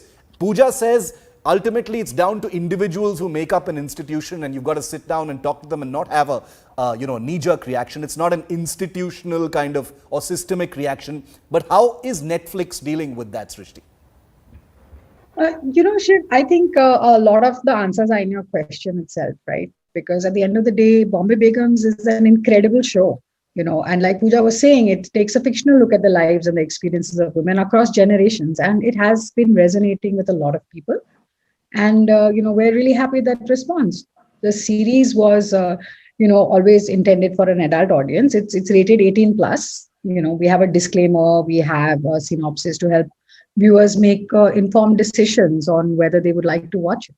Prajakta, do you want to weigh in on this? Because, this is not the first time that you've seen notices flying, against shows. Controversial content is a broad stroke. Anything can be seen as controversial depending on the way you look at it.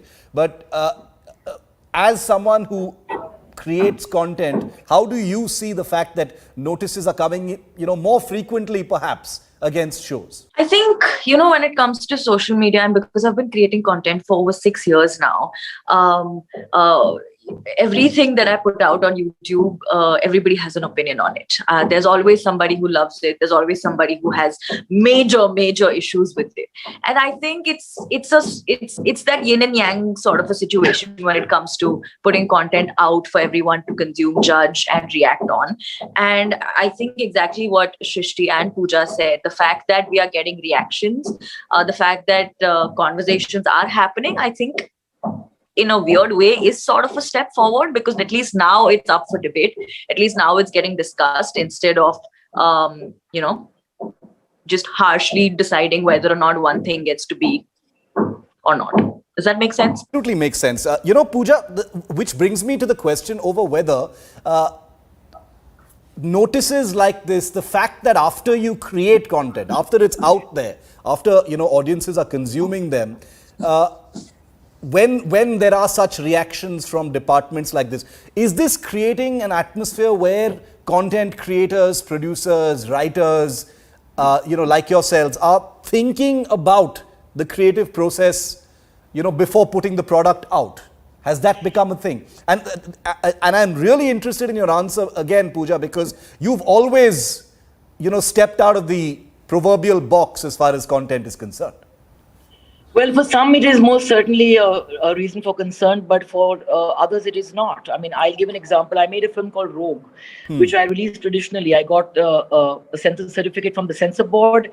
I got permission from the BMC and NOC before I put my posters up in the public space and domain.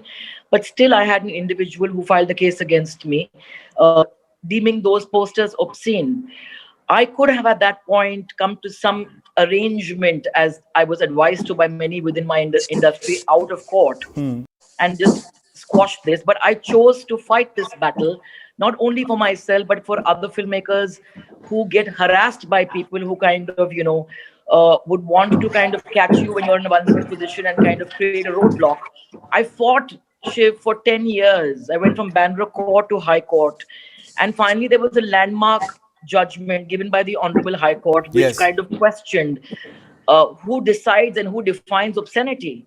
What you define as beauty could be obscene to somebody else, and what's obscene to somebody else could be completely divine to not to another.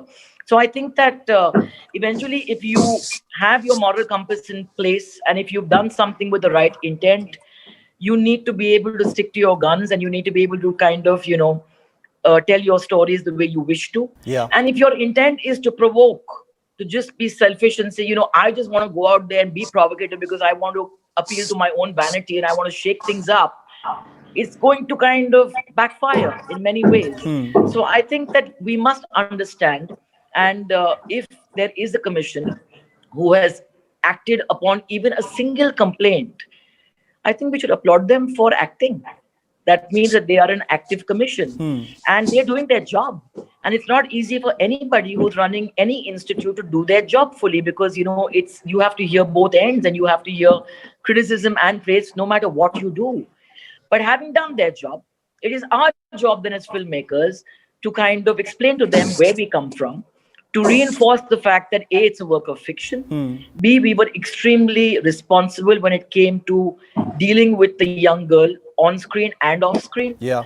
How we shot with her. If you've seen her take a single drag of a cigarette, it was never nicotine given to her. At no point in the show is she somebody who is an habitual smoker. We're showing her at a stage of her life where she's prone to kind of get misled. And that is the arc of a character who actually almost dies of a drug overdose, thereby giving a very clear signal to people, young and old, that you mess with drugs, you could possibly end up dead. Yeah. It's not at any point glorifying drug usage. I think that Netflix, Alankrita, Endemol, all of us as individuals are people who are responsible about these things, and we are not going to kind of ever put something out there that's going to give a wrong signal.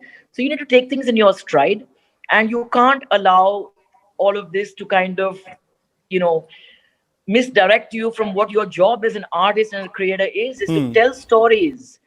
You cannot decide for me how I must kind of view the world. And I think that eventually the magic of OTT platforms, beyond the fact that now we can actually reach an audience that we had no access to earlier, that we had to woo to come into the cinema halls, is that there's a multitude of women, there's a multitude of stories. Yeah.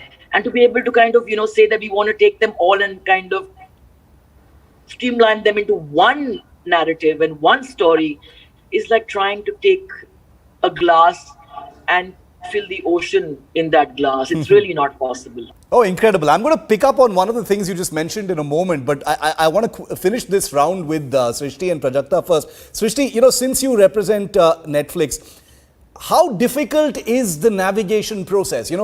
Pooja says it's ultimately you have to take these things in your stride. You have to have a conversation. You've got to treat commissions and departments as a collection of individuals, and more often than not, they do understand once you have a conversation.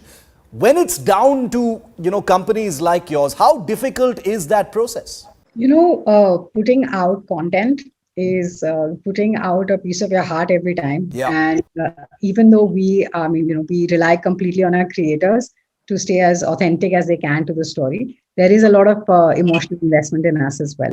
So the hard work and the thought process behind it is always trying to stay true to the world that it is. Sometimes we make some mistakes. Sometimes we get some things right. But I think what really makes me immensely happy to be part of an organization like Netflix is that we always learn from what we do and we move on. We've been here doing original Indian content for only about 3 years. And, so we're very new here. And every single launch teaches us something. And that's pretty much how we take it.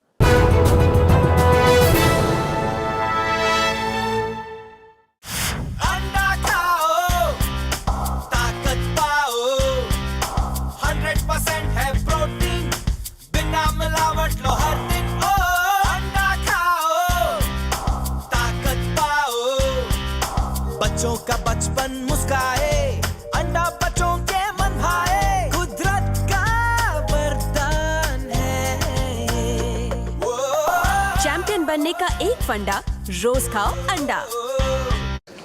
Guys कल मेरी नई bike आ रही है। Great, तब तो I will come with Rohan every day. Insurance है? तुझे क्या लगता है? इंश्योरेंस, पीयूसी सब कुछ है। I was talking about life insurance for Siya.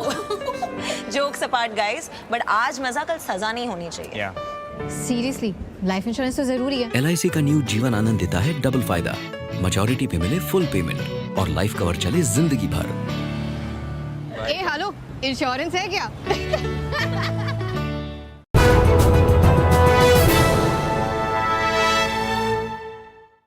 Prajakta, since you said that the lines are blurred, and I completely agree with you in all the things that you're doing, tell us a little bit about your process, because of this aura of possible reaction out there that can, stretch beyond just social media judgments and rude comments on YouTube, which I'm sure you have a lot of.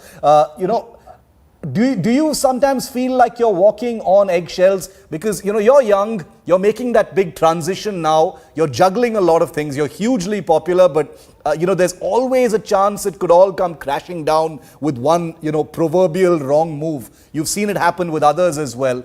Do you find yourself constantly thinking, rethinking your content, walking on eggshells? I think as creators, at the end of the day, what really matters is what is your intention for putting the content out.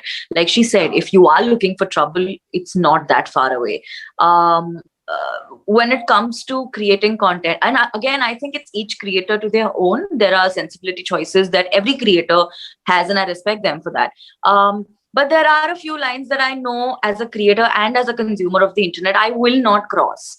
And I think for me, every day has been quite a learning experience, because again, I started YouTube back in 2015 when we did not see digital platforms booming the way they are booming right now. I mean, I honestly thought that, I just want 30,000 subscribers in life, because obviously usse zyada kiske hote hain. So I did not at all see platforms, none of us saw platforms going where they are right now, and digitally India just becoming this massive platform of content, is why also the fact that I've spent 6 years interacting, engaging with my audience, making content every week, doing meet and greets, talking, reading the comment section, is also a lot of learning, is also a lot of training that I got in over the years to sort of make content. And I think that is something that I really, really rely on, because one of the greatest things about the internet is that people finally say what's on their mind.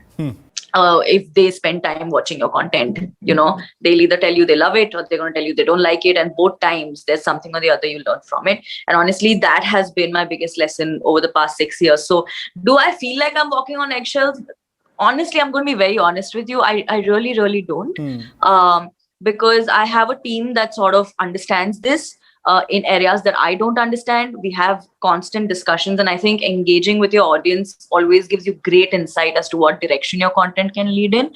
And I think that has always been my guiding light. So, but yes, of course, there's always a sense of responsibility with the sort of reach and impact and numbers that the internet brings with you. So there is always a sense of responsibility, but honestly, if your intent is right, and I love my job, I love creating content, I love writing, I love shooting. And I think that also brings a lot of security. Very interesting.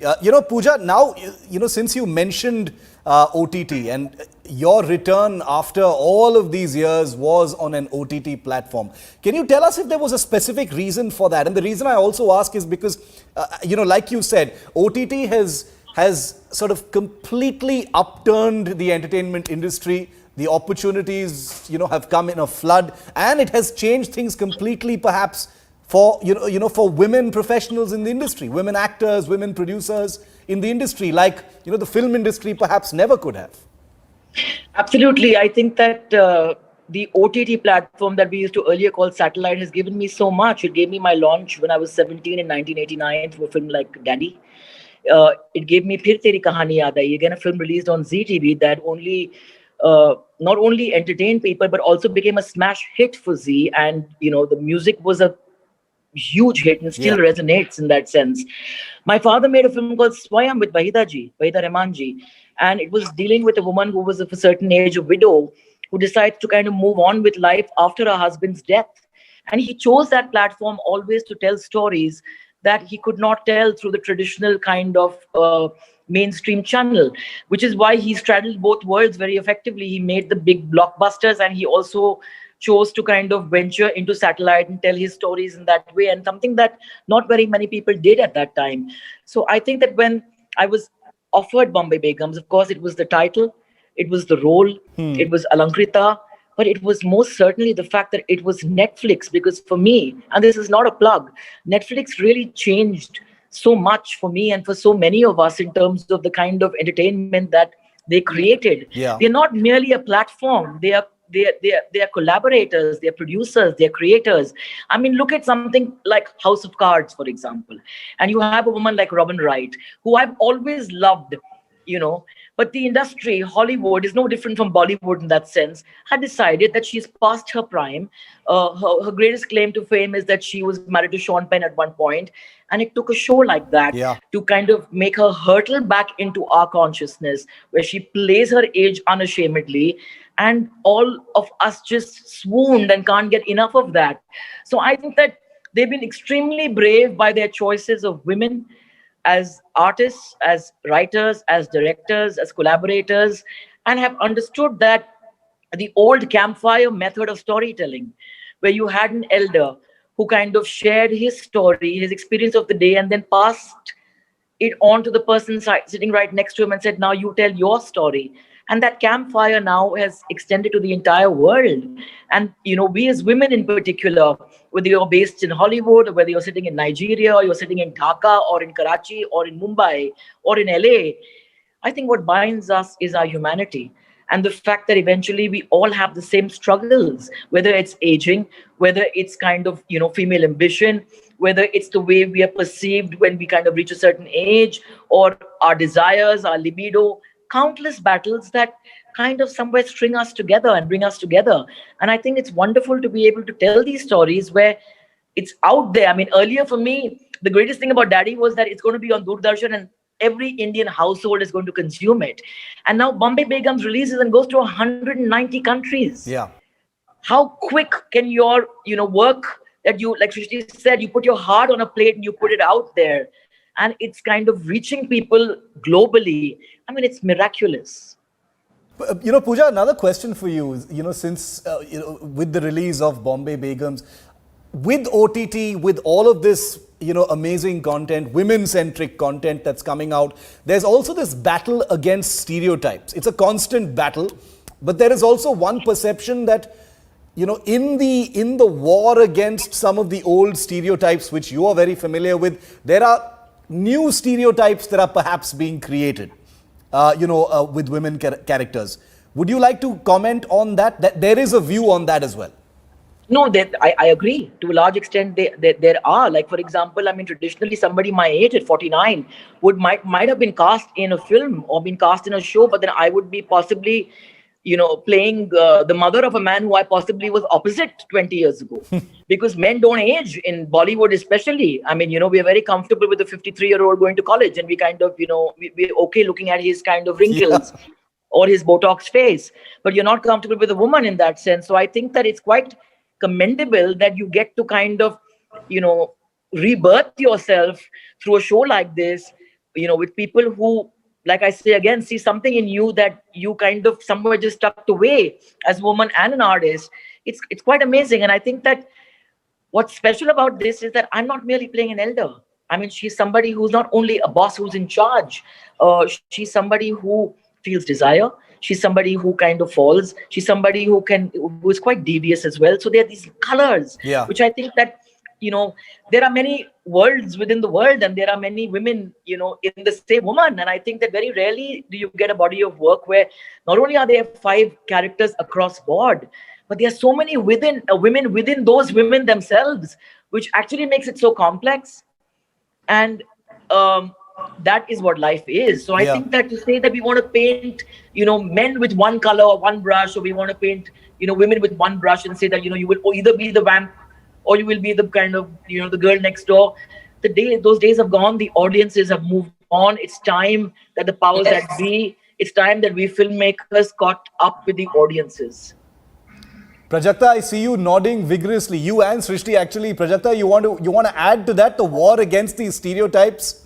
It's an ongoing war. I mean, let's face it. Yeah. Also, I completely, you know, just adding on to what Pooja said, I think the fact that our audience now demands realistic content, relatable content. I mean, you can still try putting content pieces out that sort of harp on these stereotypes. I feel very proud to be alive at a time when our audience is rejecting that. Now, you could be the biggest star and you could have all the numbers in the world, but if your audience is choosing to spend their time and money on a subscription, they're not going to settle for shit. You know what I'm saying? And I think that gives creators a lot of empowerment when it comes to creating content. Honestly, you know, it's just so funny. I remember I was doing an interview when Mismatched released. And on that interview, the journalist said, you know, it's just obnoxious. Yeah, this Dimple's character is obnoxious. That Rishi is so cute and he keeps asking her out. And I was like, have you met 17-year-old girls who have ambitions? Yeah. They don't care. I mean, honestly, in a very regular situation, if you had inverted Rishi and Dimple's character, and Dimple was the one dancing around Rishi, and Rishi was very focused on being, you know, a gamer and a coder, Rishi would be really, really looked up to, you know, and Dimple would be accepted, and Rishi wouldn't be obnoxious. And I feel like, you know, it's really high time that normal stories about normal people, men and women, are told very normally without sensationalizing it, you know, without making it look like, oh my God, we're trying to make a point. We're all feminists here. Yeah. This is how we want to, you know, without that, just, I mean, all of us were so surprised. We were like, really? Have you not met girls anymore? It's what you saw in movies 20 years ago does not exist. So I'm really happy that platforms like Netflix sort of have the guts to just be out there and show normal people as normally as we exist. And I think that is a massive shift that's happening in perspective across our audience. And that's a win. Srishti, is that also a struggle though? You know, in the effort to portray all these different colors and layers, are there, you know, is it sometimes a struggle to ensure that new tropes, new stereotypes aren't being created of female characters? You know, I think that one of the things that we always focus on is the diversity of storytelling and of the stories. So if we're trying to include more and more lives onto our service, then it just so becomes that everybody comes in with a different point of view. What is really refreshing is to see so many female storytellers come forward, and they come with stories they've been holding on to for really long and haven't possibly got a chance as a writer or a producer or a director or an artist for that matter, you know, to come and tell their story their way. So it is a lot about creative excellence. It's about, you know, letting people express themselves, and people are different from each other. So I think it's been quite gratifying to see the kind of material that comes in. And, you know, we as a service believe in consumer choice at all times. So we try to like ensure that the stories are told in their best form for what they are meant to be. And one of my favorite things about Netflix has always been that your Netflix is not my Netflix. Correct. And choice that it brings us. But definitely we are seeing that more and more people are open to experimenting, not just with the content, but also the language, the country of origin for the language, for the show. Like, I mean, La Casa de Money Heist is, you know, clearly everybody knows. But people watching other Spanish shows, or even the Korean, the K-dramas are really big for us at the moment.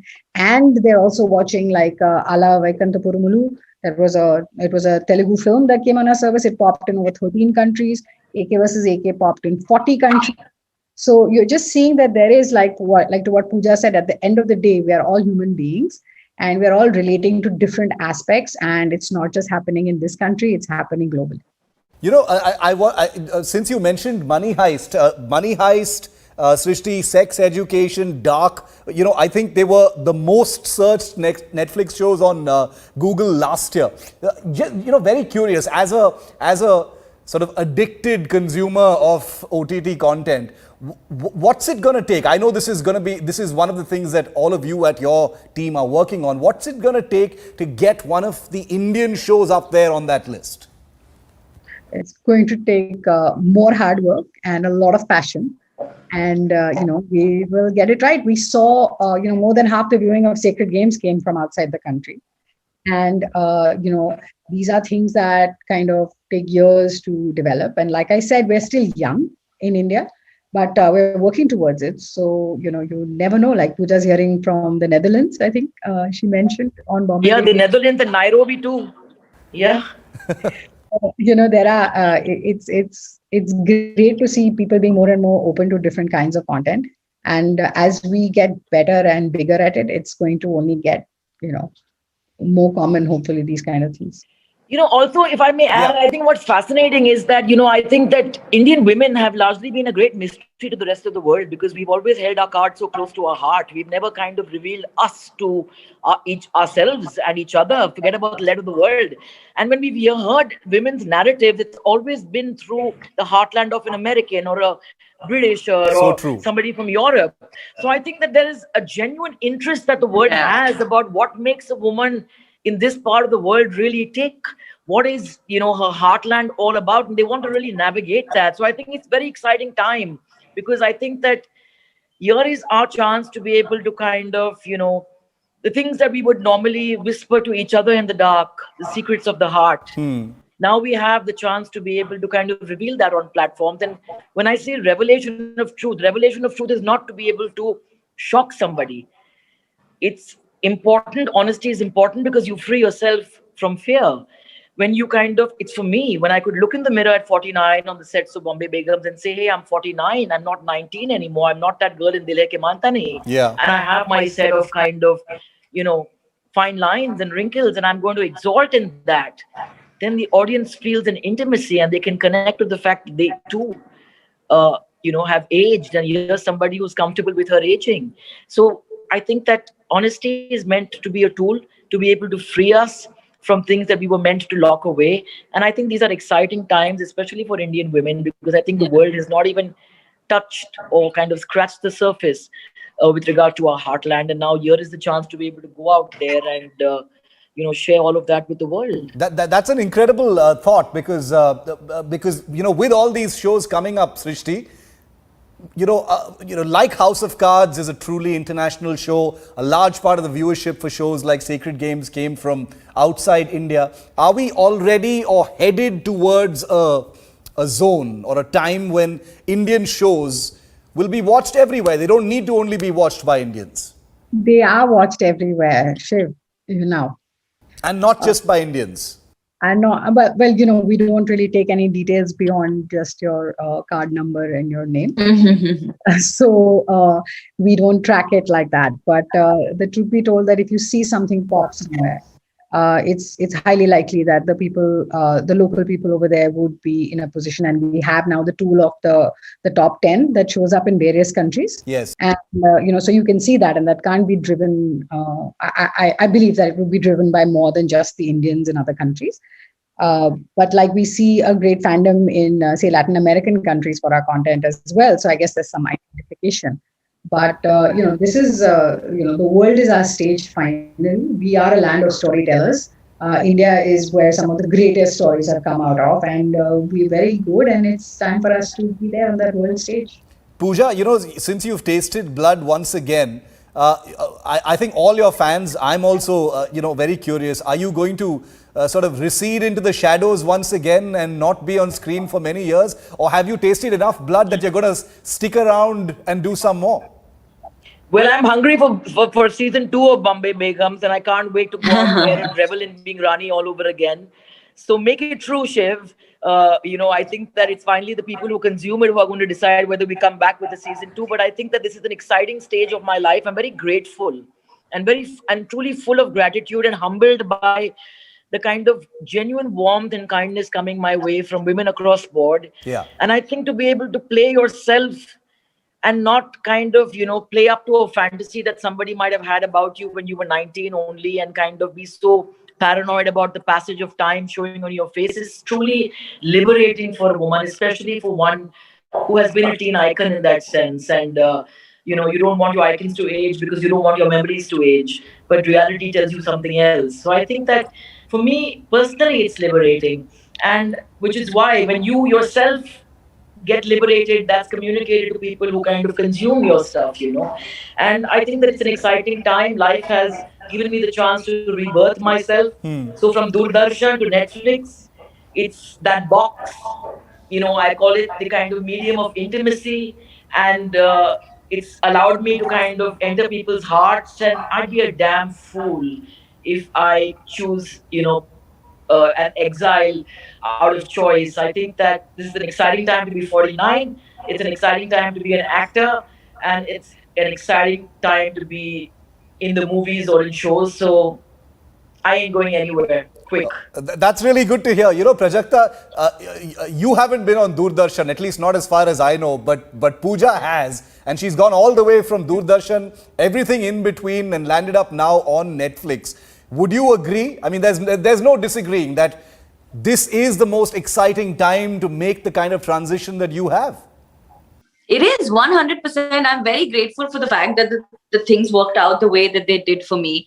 I feel extremely blessed that like I said, I feel very blessed to be alive at a time when content is doing what content is doing, not just as a consumer, but also as an artist and as a creator. I feel it's extremely, it's vibrating, from all sides. Everyone wants to tell stories and everyone wants to listen. And I think that relationship is beautiful.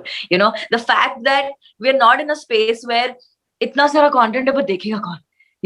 There is the fact that people are fight for choice is our power as creators. I mean, nobody is just watching one episode anymore. Nobody is just watching one movie and that's it. You know what I'm saying? They have the choice of watching 7 movies simultaneously on all their devices and be okay with that. And I feel like that the fact that there's an audience for everything you put out, every piece of content, is just a beautiful time to be. And I think I honestly believe that this can peak the way that it has only in a country like ours, because we are such different people. Every 10 kilometers, you'll meet a bunch of people who do not identify with anything you identify with. True. And it's a vast country with a lot of people, and a bunch of them have internet on their phones, which works great. So, yay to us. Couldn't possibly have put it better. I mean, I don't think there can be a country like ours to, be this kind of wishing well of content and stories that are just waiting to be told. My final question to all of you, because this is the India Today Women's Summit. Pooja, starting with you, a woman or women? I'm guessing it's not woman, it's women who've created impact in your life. Tell us about them. Well, I think it started with my mother, who taught me to say thank you and taught me what gratitude actually means. And my grandmother, who kind of dragged me to, a Muslim lady who dragged me to Siddhivinayak on Tuesday and took me to church every Wednesday and kind of created within me this genuine respect for various forms of religion and kind of allowed me to decide for myself where I would like to bow my head. Also taught me to cross the road. Ladies like Helen G, who exemplified grace, somebody who kind of did these supposed item songs, the cabaret songs, but never looked vulgar. And I think countless women that I've read, I mean, whether it's been Mary Oliver, whether it's been Virginia Woolf, whether it's been Sylvia Plath, whether it's been countless, Maya Angelou, Masweta Devi, women who I've read and I've lived and I've thrived through. And now, that's changed to this platform. And I think the reason that we read, the reason that we want to know about other people's lives is because we want to learn more about ourselves. And that's what this time is giving us, where we consume these stories about a variety of women globally. And, some of them are dark and some of them are positive and some of them are in between and all of it perhaps. And we learn from that and we share and we grow with those people. And I think that's the magic. Srishti, women who've created impact in your life? How can you ask anybody to go after Pooja's answer? Yeah. I was just thinking. You should give her the final word on everything. But, she's, of course, much more articulate and better spoken than me. But, that was one of the reasons why I worked with her really early in my career. And I would say, that she has had a major influence on me at that point in time. We didn't see women who could be outspoken and, to just do what they wanted to do. And it's such a strange thing. And I don't know, Prajakta, if you can identify with that it just didn't occur on so many occasions to me growing up that I could do what I wanted. And there was this woman, she was the lead in a movie that I was producing at that point in time, and she did whatever the hell she wanted. And that was hugely inspiring. Of course, my mom, we lost my dad really early. And, for a woman who never worked a day in her life, brought up 4 children. And I think we turned out pretty okay. There's just so many women, it's just going to be difficult to name them. But I think, if you're open. There is just so much to learn. I mean, I look at Prajakta and I see a whole new world ahead of us. Yeah. And the enthusiasm with which she's speaking, I'm really inspired to say that if I could just, bring that back again, or all the way to my 4-year-old niece who makes me look at the world in a completely different way once again. Prajakta, we'll end with you. The women who've created impact in your life. You've already been named as a woman of impact, though. Oh boy, that's a lot of pressure. Honestly, my mom, definitely. I think she has a big role to play. My sister taught me to be fearless, completely fearless.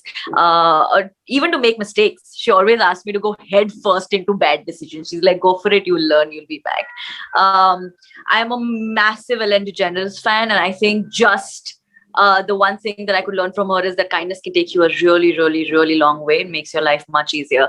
I had the pleasure of meeting Michelle Obama, and one of the things I learned from her is that what drives her is not the fact that she's Michelle Obama, the fact that she is a person who works. And I think, I've had the pleasure of actually listening to Pooja and Shrishti speak before this conversation started. And again, I think the fact that someone like Pooja actually sort of did what she did and made the decisions and chose to challenge everything, not with a filter of her gender, but of just being a person. I don't think her being a woman is what really drove her as much as her being a creator and a filmmaker and a producer and an artist did. And I think I really respect that. I think that is a beautiful quality in women, and I think that is coming out more and more.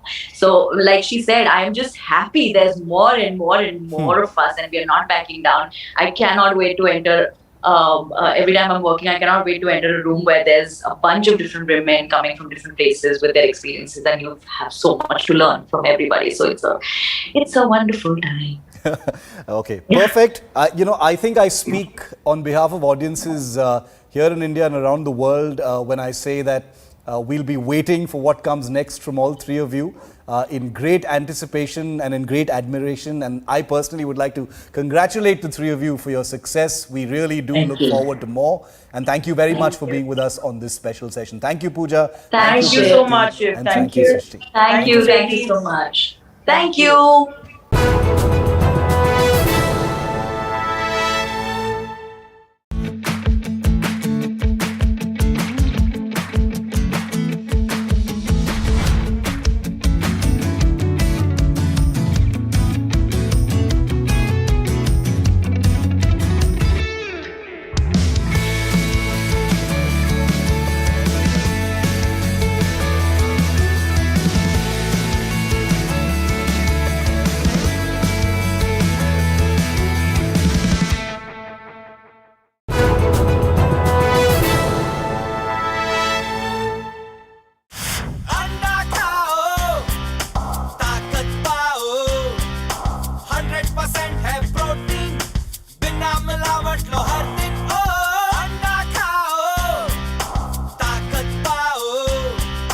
बच्चों का बचपन मुस्काए अंडा बच्चों के मन भाए कुदरत का वरदान है चैंपियन बनने का एक फंडा, रोज खाओ अंडा।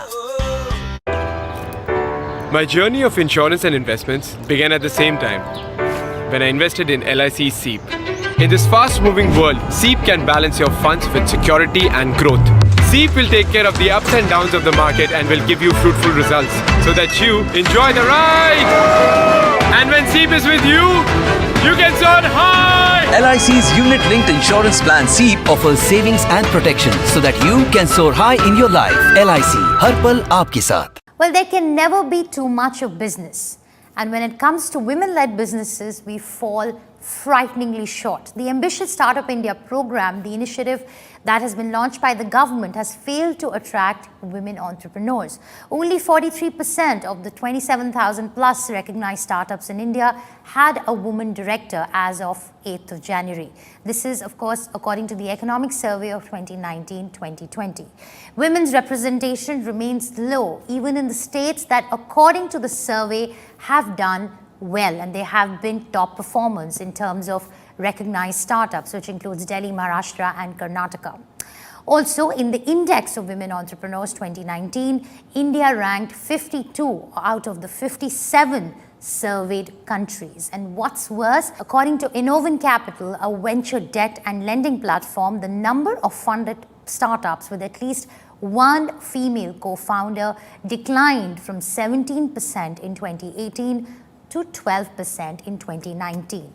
I caught up with some of the most high-performing startup founders in India to talk to them about the challenges of starting up, the preconceived notions that women have to encounter, and what can women do to step up to the challenge. Please welcome Kanika Tekriwal, founder and CEO of Jet Set Go, Anisha Singh, founder of She Capital, and Megha Asher, co-founder of Juicy Chemistry. Hello and a very warm welcome to the India Today Women's Summit, the first virtual summit that we are doing.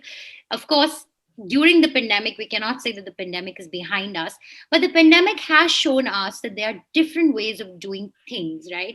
And to talk about the startup universe, to talk about how that might have evolved, especially for women entrepreneurs, we have with us Megha Asher from Juicy Chemistry, Anisha Singh of She Capital, and Kanika Tekriwal of Jet Set Go. Three women entrepreneurs.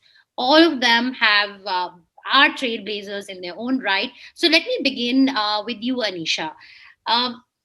You have launched a fund to bankroll, to fund women-run and women-owned businesses. Tell me, how are you viewing the post-COVID space when it comes to women entrepreneurship? I think it's exciting. I mean, there is no other way to describe it. Yes, the numbers are dismal, and you're seeing that employability and everything of women has actually gone down. But I think as far as entrepreneurship is concerned, we'll see a bounce back where, as an investor, I'm seeing a rectification in valuations, which I like. Apart from that, we're actually seeing very, very interesting models come through where I think entrepreneurs in India, especially female entrepreneurs, were thinking only like this. And then COVID just changed it and made it all up and down. And so we're seeing very interesting hybrid models come through. And a lot of them have actually spiked during COVID and, managed to add a lot to their bottom line during COVID. So I, for one, am very optimistic about where this is headed for the entrepreneurial ecosystem for women entrepreneurs. I sincerely believe we're on track. We saw a lot of female-led unicorns come through in the US in the last couple of years. Bumble did it right now, IPO'd. I think we're on track to start seeing that in India in the next 3-4 years for sure. I mean, Nika's doing it right now, but you're going to see more of that come through. So lovely to hear that. Very, very encouraging. Megha, you've just raised a round of funding. Just take us through your experience. You've, of course, built this with your husband, right? So do you think, in terms of the challenges that you came across, you're in an organic health, skincare, cosmetic brand. Anything specific that you've learned in your journey of fundraising that you feel that people can benefit from? Any lessons that you've learned? In my experience, both when we raised the angel round and the Series A round, the most important factor that the investors look in is the founders. They are, wanting to associate more with the founders, their philosophy, and even from the founder's point of view, we need to ensure that the partner you're selecting is the right one. A simple example, in the last 3 months, we would have been approached by almost all the top VC companies in the country at the moment. And, everybody had some tips to share where we could change our model. We could, become a mass stage brand. There were concerns about how will you create wider market because it's a very niche product. But we chose to have a partner that had faith in what we as founders were standing for. We did not waver at all from our philosophy. We were very clear about what we wanted to do.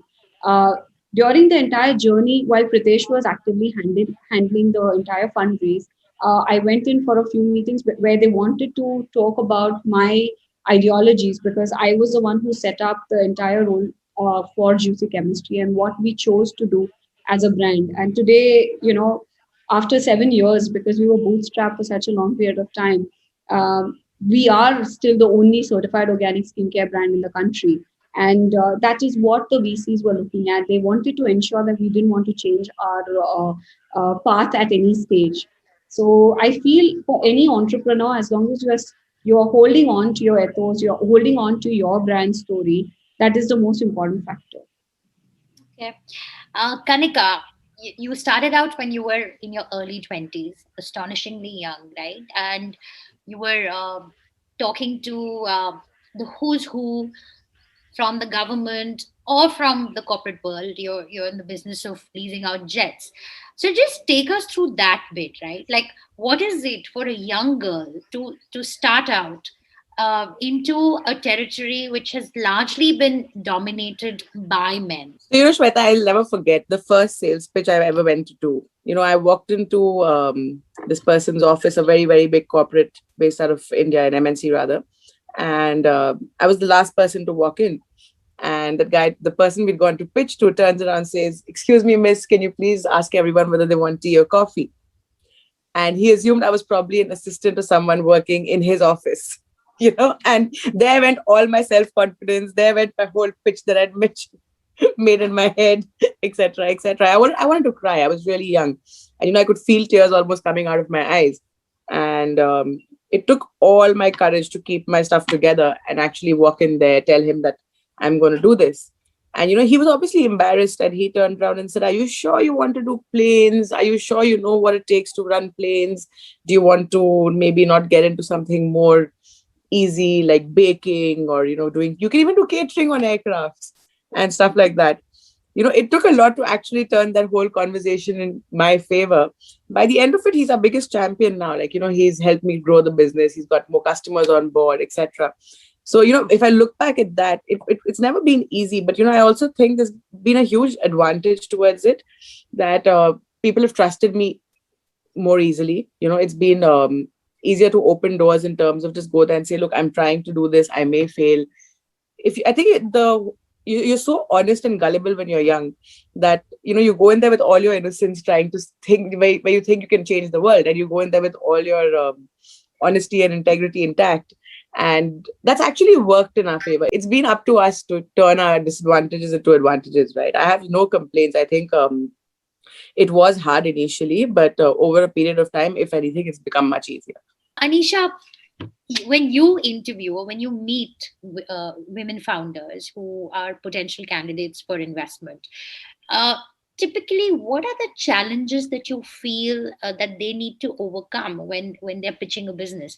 What are the what are the key things that you notice are very quintessential to women-owned and women-run businesses? And I'm talking about the negatives here, and then we'll come to the positives. I think the first and foremost, and this is my biggest irk, and I've also done it, so I'm also guilty of this when I run my Dala, is if a woman walks in with a guy, 100% guaranteed, it is likely the guy who is going to talk numbers. 100%, which I don't understand. Business tumhara, but or if it's a couple, and I've done it too, right? My co-founder would talk numbers, right? But the fact of the matter is, I was the CEO.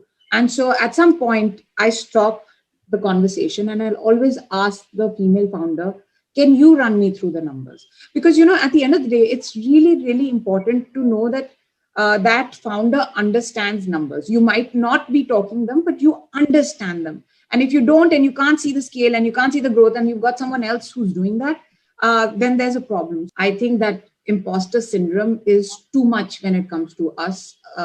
Shweta, you and I have talked about it, and I also am very guilty of this.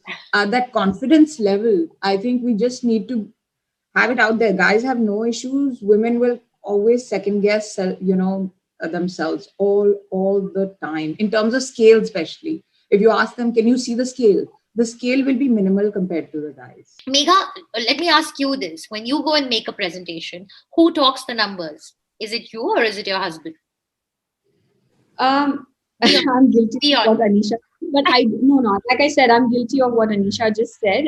But I do know the numbers. It's just that we've always, split our roles in the company to maintain sanctity. So there are different sections within the company we handle, but I do know the numbers. I don't depend on him, but yes, he talks the numbers. Okay, Kanika, you? And I'll be very honest with you. I didn't know what a pitch deck was. I didn't know what VC funding was. The first time when someone came in to invest, I was like, "Why should I take your money?" Why do I need your money? Why should I give you my company? And, he actually was a customer and he was kind enough to say, tell me what you think your company is worth. I just want to be part of your story. I told him the most obnoxious number that came to my head because I didn't believe it. I thought it was all a hoax. This was like in 2012, when the world of funding and VCs and startups was all like this. And I told him a really, really ridiculous number and he agreed to it and he wrote me a check. And we actually signed the papers, the term sheet and all the documents a year after he gave me the money because, it was all done on trust and faith. And then I sat and taught myself this whole game of, P&L and balance sheet. And I mean, now I can read a P&L better than most investment bankers, I think, and I can tear it to shreds. But, I'm the one who calls the shots on the numbers. That's the only thing that I'm obsessed with. I start my day going through MISs, seeing what we can change, what we can do. And I go to bed doing that. And, I think, like Anisha said, I've seen this so often that even when we, when say if a wife books a plane with us, a very simple example, if someone's wife is booking the plane with us, she'll make the husband call to negotiate. And I actually told someone yesterday, as early as yesterday, I said, listen, if you sit to negotiate with me, you're going to get a better deal than your husband, woman to woman. Tell me who's doing it now. And she laughed. But I see that in my own office, I don't see employees asking for raises, women employees asking for raises, women employees asking for what is due to them. I've had women feeling bad about asking for leave that is due to them. While the men come and demand for raises, even if they don't deserve it. So, I think talking about money for some reason in our world or asking for what is due to us is considered a taboo. And whatever said and done, even today, I see it happen on a daily basis.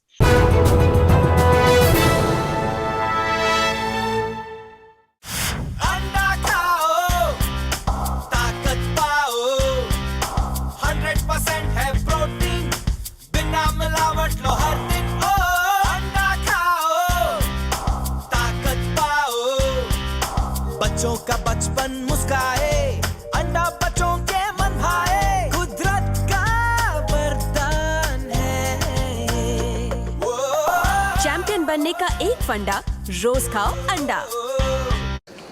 Guys कल मेरी नई bike आ रही है। Great, तब तो I will come with Rohan every day.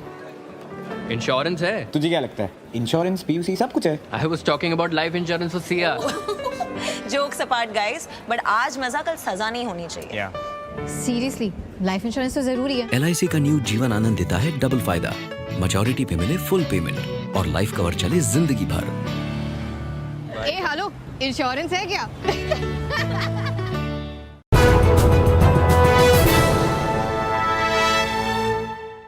I want to talk about how this post-COVID world changes things in our favor, because we've learned new ways of working. We, the mark across industries, a lot of business models have been disrupted. So how does this post-COVID world shape up for women entrepreneurs? Anisha, you started on a very optimistic note. You're very hopeful. I want you to dive deeper into that.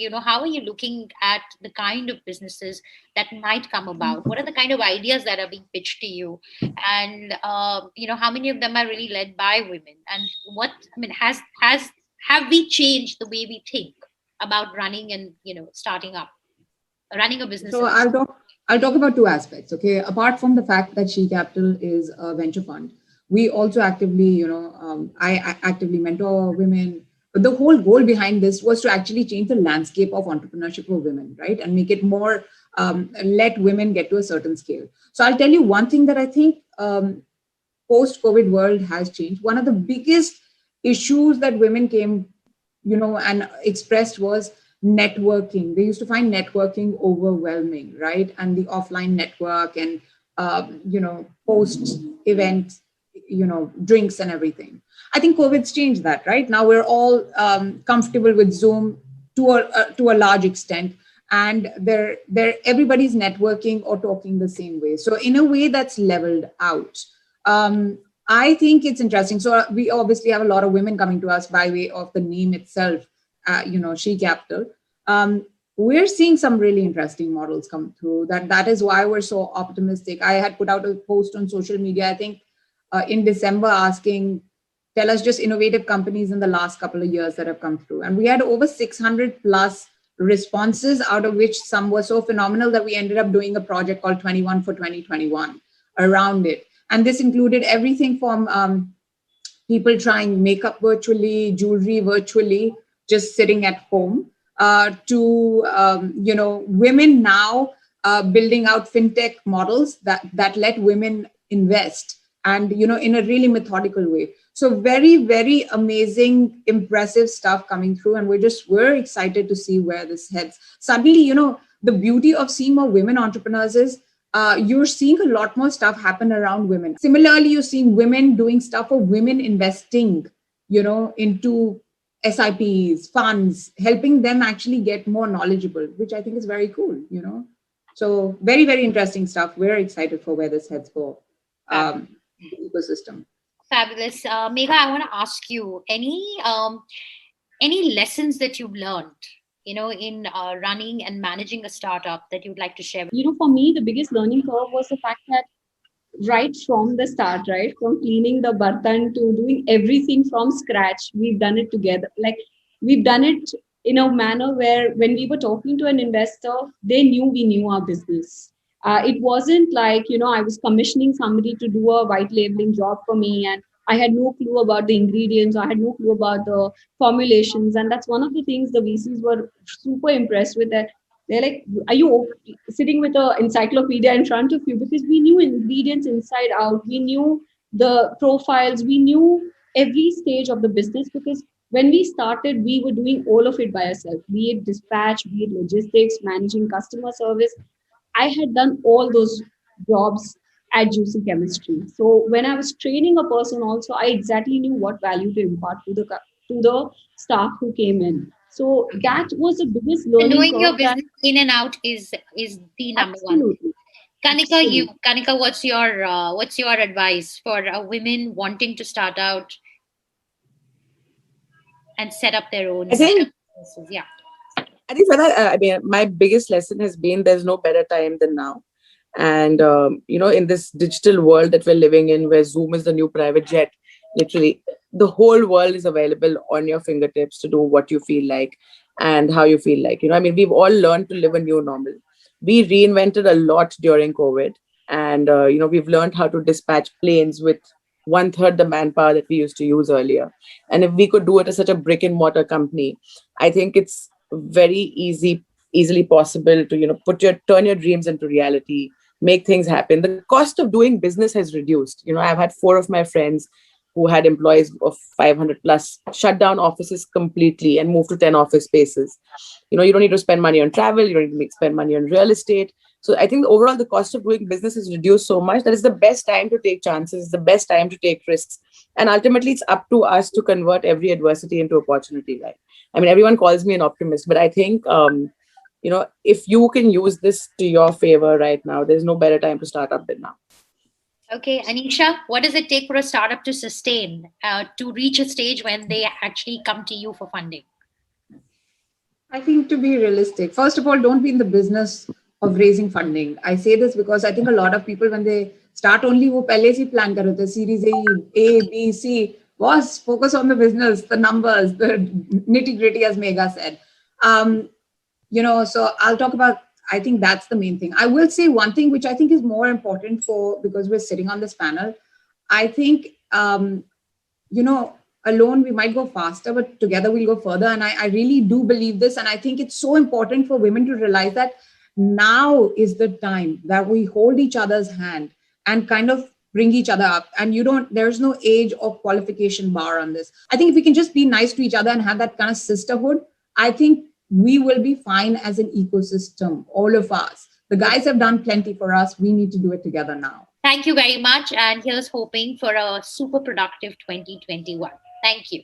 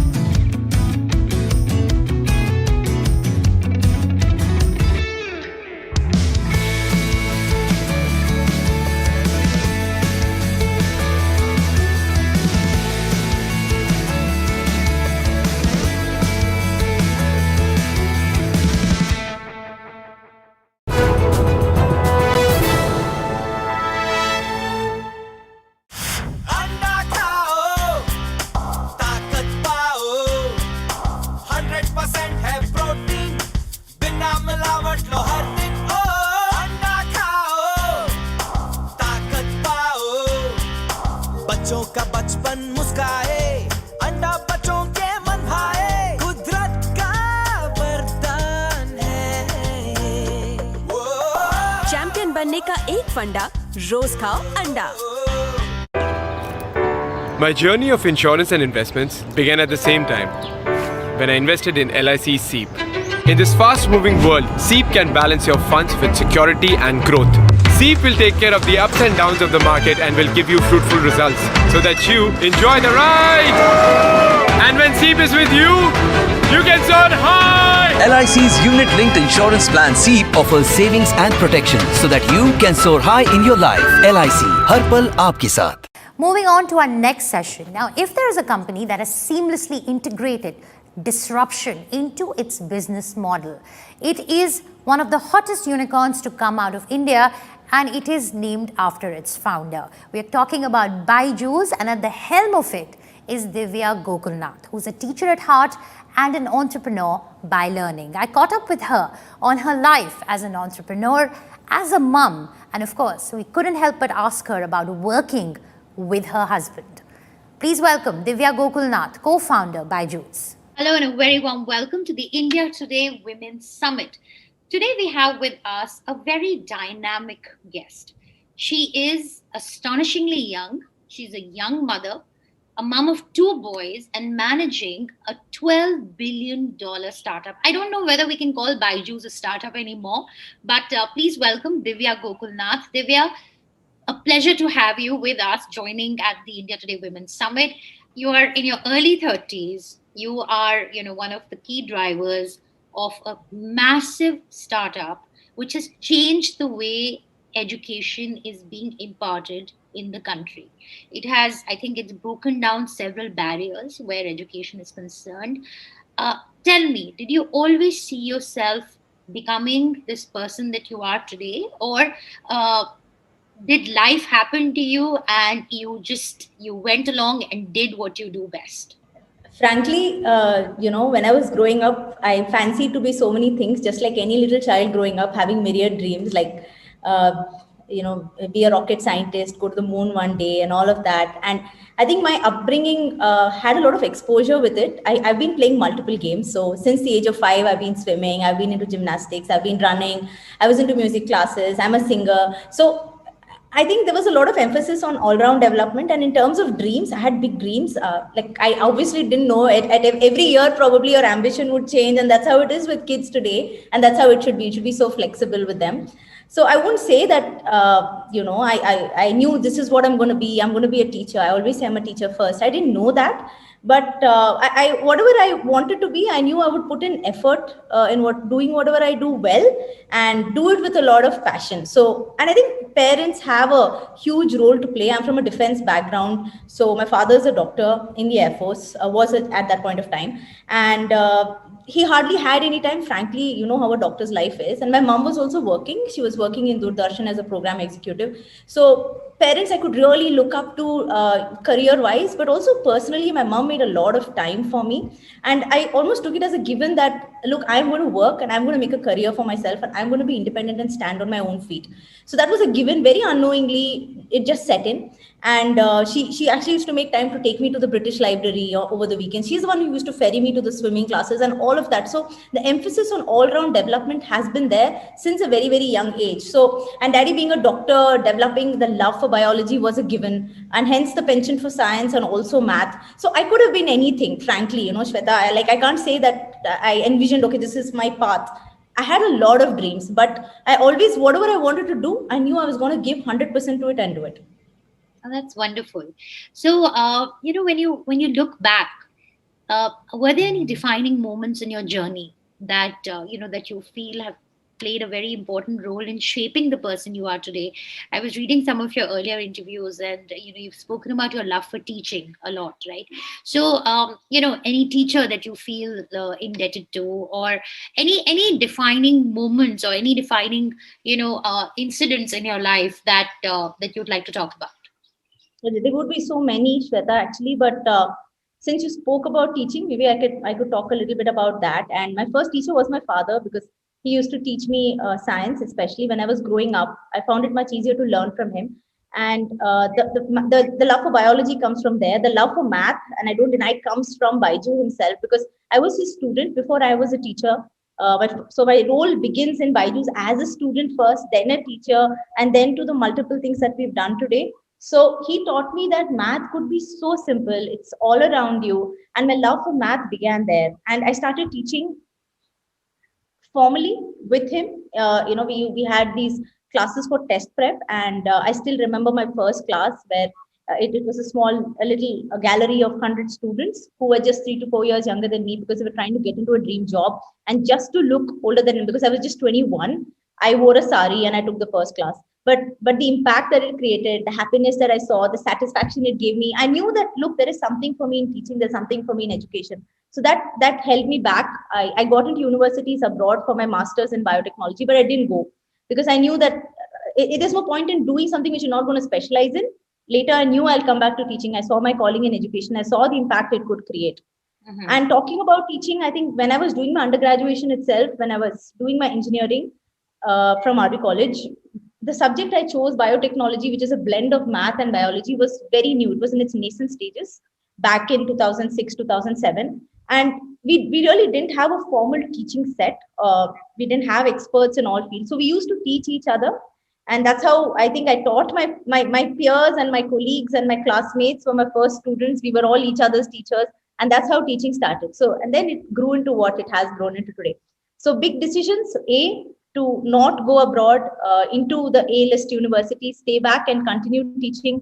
And along the journey, multiple such instances. It could be the time when we decided that we will shut our complete offline test prep classes and transition online, use technology to take our classes to every part of the country. That would be a big decision that we took, but we took it and we stuck to it.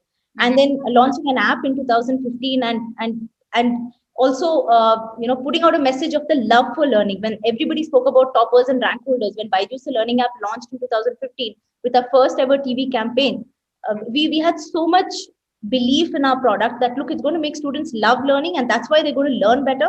So we spoke about the love for learning. We didn't talk about just topping and being a rank holder. So Byju's is for every kind of learner. And we knew we've done it right because within a month we had 2 million students who had downloaded the app. Fabulous. Okay, Devi, I want to ask you about this perennial debate that's going around, right? Can women have it all? Okay, it started with an article that was written, and it's been an ongoing conversation. Do women have to make big compromises when it comes to growth in careers? Or, I mean, it's a balancing act between either your family life or professional life.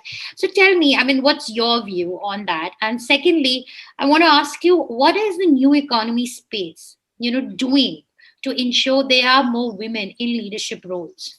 Yes, we can have it all, but the point is, when you have it all, prioritize, do the most important things first. It's all about giving 100% to the top few most important things. And I think none of this is possible without the importance of a support system. Like you spoke about your parents, I'll speak about my parents and my in-laws too. I don't think I could have done anything without them.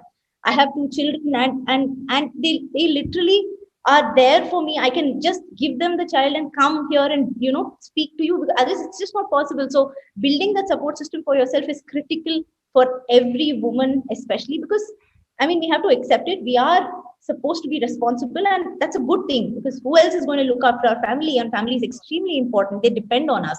So we have to figure out a way where we can strike a balance between both of them and give equal importance to both. And I think that's possible if we have a great support system, and 2, if we create artificial boundaries for ourselves. And I especially speak about artificial boundaries now because in the last 1 year, I've been at home.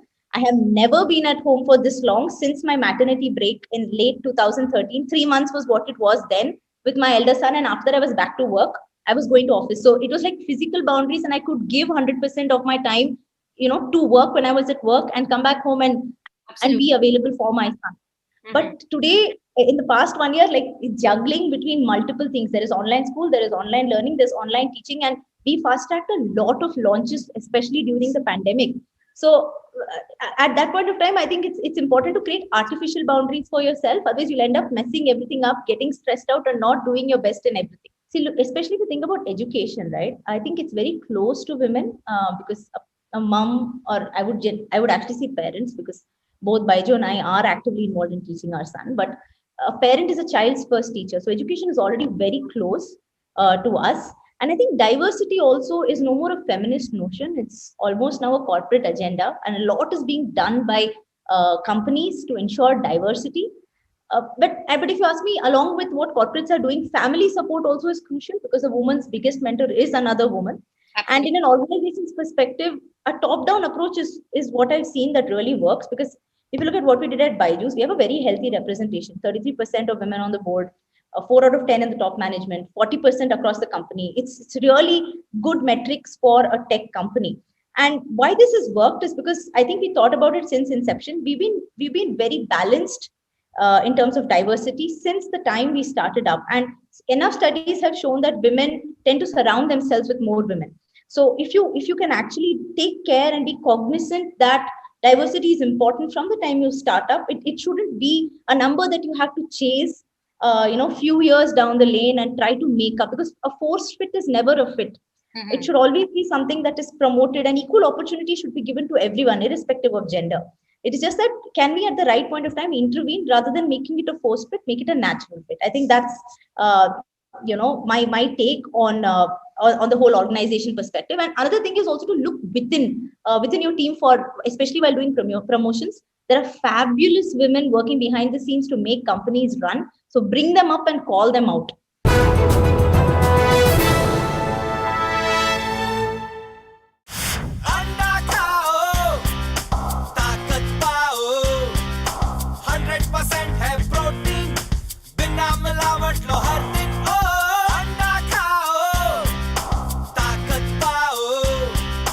बच्चों का बचपन मुस्काए, अंडा बच्चों के मन भाए, कुदरत का वरदान है।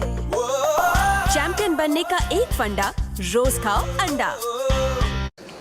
गाइस कल मेरी नई बाइक आ रही है। ग्रेट, तब तो I will come with Rohan every day. Insurance है? तुझे क्या लगता है? इंश्योरेंस, पीयूसी सब कुछ है। I was talking about life insurance for Siya. Jokes apart guys, but आज मजा कल सजा नहीं होनी चाहिए। सीरियसली, लाइफ इंश्योरेंस तो जरूरी है। LIC का न्यू जीवन आनंद देता है डबल फायदा। मैच्योरिटी पे मिले फुल पेमेंट और लाइफ कवर चले जिंदगी भर। ए हेलो, इंश्योरेंस है क्या?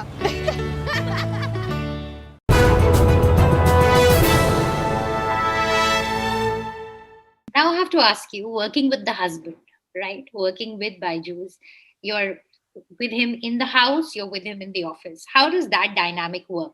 I mean, how is that, how are you two at work, and then how are you two at home? And I've always been curious to, I mean, you were married to the person, then you work with the person, you live with the person. Doesn't it get a bit too much sometimes? So maybe I can start by saying that opposites attract is a notion that is promoted a lot on real life, REEL, but in real life, REAL, having like-minded people on your side, both in your team as well as in your life, is like a great asset. So, and on a personal level also, our interests are very alike. Like when we're not working, we love to travel together. We do a lot of stuff together. We play games together.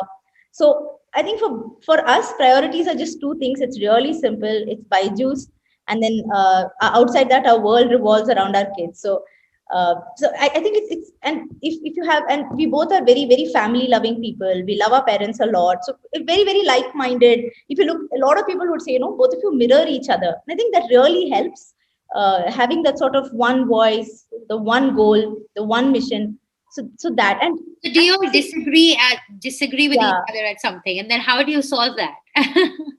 Yeah, very important question. Look, see, the thing is, everybody has different opinions now. Even twins would have different opinions, right? Sure. It's not that, and it's that different opinion which brings in diversity. And I don't speak just for the two of us. I speak for the entire founding team, who's literally like a family.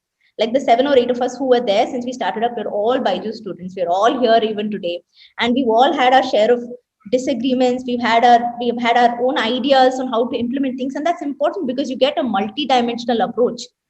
But the most critical thing is, once you arrive at a decision based on numbers, based on reasoning, everybody roots for it like you would in a family, and that's what is most important, and that's what can keep the company going, and that's what will keep personal life going. I think letting ego step in is the biggest thing. Once that's, you just minus ego and everything else is taken care of, because when there is respect, every relationship can work. Who is the more patient one? Who's the one who makes the first move? to diffuse any tension? Is it you? Is it Byju's? It's always Baiju. He always jokes with me. See, an argument is only when two people are fighting, right? And so just indicating that I'm the one who generally loses it first. But it's very true. He's a very patient person, way more than me. Like if I appear very patient and calm to you, he's like 10 times more patient and 10 times more calm than I am. Okay. So it's like that's what he said. He's like we very frankly we hardly fight, and I don't think there's time to fight over silly things, and things that matter we anyway take decisions and we move forward. In the years that you've been with Byju's, you've made it grow into what it is today. What are the lessons that you'd like to give to other entrepreneurs who are watching this show today on managing a startup? Because you have to keep the entrepreneurial ecosystem at its core, and yet you're putting together this behemoth organization with processes and so on and so forth. So how do you manage a startup? How do you ensure there's no bureaucracy? How do you ensure that there's constant innovation happening? With startups, especially, I'll talk about edtech first.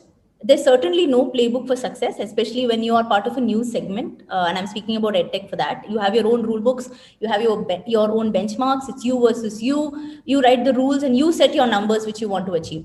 So it's very important for the leadership of any startup to be decisive, to be able to take the right call quickly. So the time interval between ideation to implementation must be absolutely minimal, because otherwise your idea becomes archaic. So, and I'll give you an example. During the pandemic, we saw the rise and the impact of EdTech to ensure that students continue learning. We saw 35 million students download the app just in 6 months of the pandemic. Wow. And today we have 80 million learners. So that was the kind of spotlight EdTech was brought into. I also think we are fortunate to be in a segment of positive relevance during times like these. And talking about the importance of quick implementation, we saw that happen within Byju's when we had multiple product launches in record time to help students continue learning seamlessly. And all of this while the teams were virtually working, offline for the first time ever. We'd never done that before. What worked here is that we always have valued people more than processes. Processes will come in. That ensures that your top leadership, it hardly changes, and that's so important because it ensures continuum within the company, which people really look up to, right? A constant set of leadership, so goals don't change. All of it is very, very structured, very systematic. It's just that we go together from one level to another to another level. And I want to finally finish off by saying numbers don't lie, and for a startup, they are your best friends. Always trust numbers. Add in a spoonful of intuition, and that's the perfect recipe for success.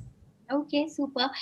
What's the future looking like for Byju's and your role in Byju's?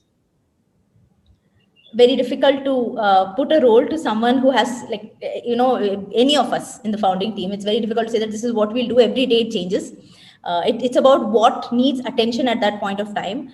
And like I said, we don't spend too much time between ideation and implementation. If we have this great idea, we all come together and we quickly figure out how to implement it. Everybody picks up one piece of the cake and then we make it happen. So we have a lot of aspirations. But if you ask me, our mission never changed. If you asked us this question, say 10 years back, what do you want to do? We want to make an impact in the ways students learn. You ask me that question today, the answer is the same. You ask us 10 years from now, the answer will be the same. So the focus is there. We're very flexible with the way we execute it. And the aspiration is to go deeper in India, because we feel we can do so much more for our country, while also to go global so that we can create an even larger impact. So more global expansion plans in 2021? Yes, both India and global. Thank you very much. Pleasure speaking with you. And I hope you continue to, spread the knowledge the way you have been.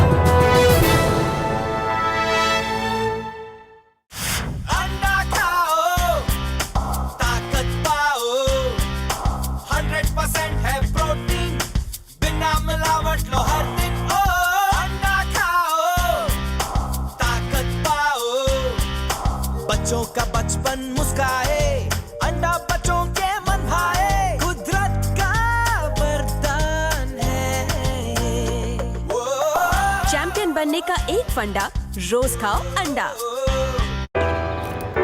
My journey of insurance and investments began at the same time when I invested in LIC SEEP. In this fast-moving world, SEEP can balance your funds with security and growth. SEEP will take care of the ups and downs of the market and will give you fruitful results so that you enjoy the ride. And when SEEP is with you, you can soar high. LIC's unit-linked insurance plan SEEP offers savings and protection so that you can soar high in your life. LIC, हर पल आपके साथ. Our final session at the India Today Women's Summit is with the speaker who did her masters in applied statistics and sang jingles for years before she became a singing sensation. Please welcome Shilpa Rao, the voice behind one of my favorites, Khuda Jaane. A very warm welcome to the India Today Women's Summit. I have a very special guest joining us here today, Shilpa Rao, a musician herself. Well, what do I say? She's the face to the voice that's really made us fall in love, made us croon, made us shake a leg and really enjoy life to its fullest. Shilpa, thank you very much for speaking to India Today. Pleasure. Pleasure. Thank you for having me. Thank you. Shilpa, I'd like to ask you your struggle in the industry, of course. So far, we've seen the industry, largely Bollywood or any other film industry and the music industry, largely dominated by men. At a place and space like that, you have thrived in how? And even earlier to now, very few women dominated, be it Alka Yagnik, Lata, you had just a few singers, Shreya Ghoshal, Asha Bhosle. In a space like that, how do you think and how do you feel that you have really stepped up? And what's the kind of message you want to give? Well, there is a little difference in the way the music industry functions, because over here you're just known for your songs. So be it a male singer or a female singer, if you have that many songs, if you have that kind of visibility in the crowd, in the audience, I think you get that return. So it's mostly song driven. But yes, female voices right now are not just female voices. Literally, they have a metaphorical voice coming out, something that they believe in, and I see that in every female who's singing in today's times. There is a certain belief system and ideology that they have, and I'm really loving it. This is something which used to happen in the early 1900s with Ella Fitzgerald and you know, you had Begum Akhtar ji and Farida Khanum ji, all doing Iqbal Banu ji, you know, like standing up really strong for what they believe, and the music was the mirror for that. And yeah, so I think that era is coming back. Women are as unique as they look and as unique as they sound. Yeah, that's that. It's a great place to be. And I can't help say that your voice is unique in how. I think that's how you managed to secure that spot. So distinct, that voice of yours. Can I really request you to hum a tune for us? Right at the start of the interview, I want to dive straight in to hear that beauty in your voice. Go on. I'm going to sing this song, Man Marziyan, which is one of my... we love that too. very, very, very close favorites. In fact, yeah, it's a very close track of my husband, actually. That's how it got introduced to my voice. So I'm going to sing this one for you, and nice. I hope you like this one. Here we go. यूं तो 16 सावन आए गए, गौर नहीं किया हमने, भीगा मन का आंगन इस मर्तबा, क्या जाने क्या किया तुमने, दिल में जागी इश्क वाली मन मर्जियाँ. That was fantastic. You know what, Shilpa, you know, we do know that your voice is so distinct and you just don't jump into anything that you're probably offered. You should actually tell me, are you selective about the choices of your songs, that the voice that you lend particularly to certain songs with certain lyrics, or do you just, you know, go with the flow? What's your take on music? And how lyrics are very important. Yeah. Lyrics are extremely important. I think they're the basis of a classic or a song that crosses generations. I think good lyrics have that effect on people, and they are immortal. So yeah, I always gravitate towards great lyrics. But I'm very fortunate that all the composers that I work with, they're friends of mine, and now we're friends after so many years working together. And whenever they call me in for a song, they just tell me, okay, just be yourself. You don't need to change yourself, and I dig that completely. It's quite a turn on, and yeah, so that really it really helps me. It's not really all that easy for newcomers or those who have beautiful voices, want to get into the industry. They don't get that kind of reception, to actually allow them to be themselves is a big boon. Did you really get it easy, or did you work your rank up? It takes time. It doesn't happen in the beginning. So what I did in the beginning, even now, it does not change that much. Whenever I get a call for a recording, I still have butterflies in my stomach. I still feel nervous. I still feel, oh my God, what I'm going to sing, how it's going to go. And you have, it's a good place to be nervous. It adds to your performance. But when I started off, the only thing I had a very open mind to music. So I've never blocked myself with genres.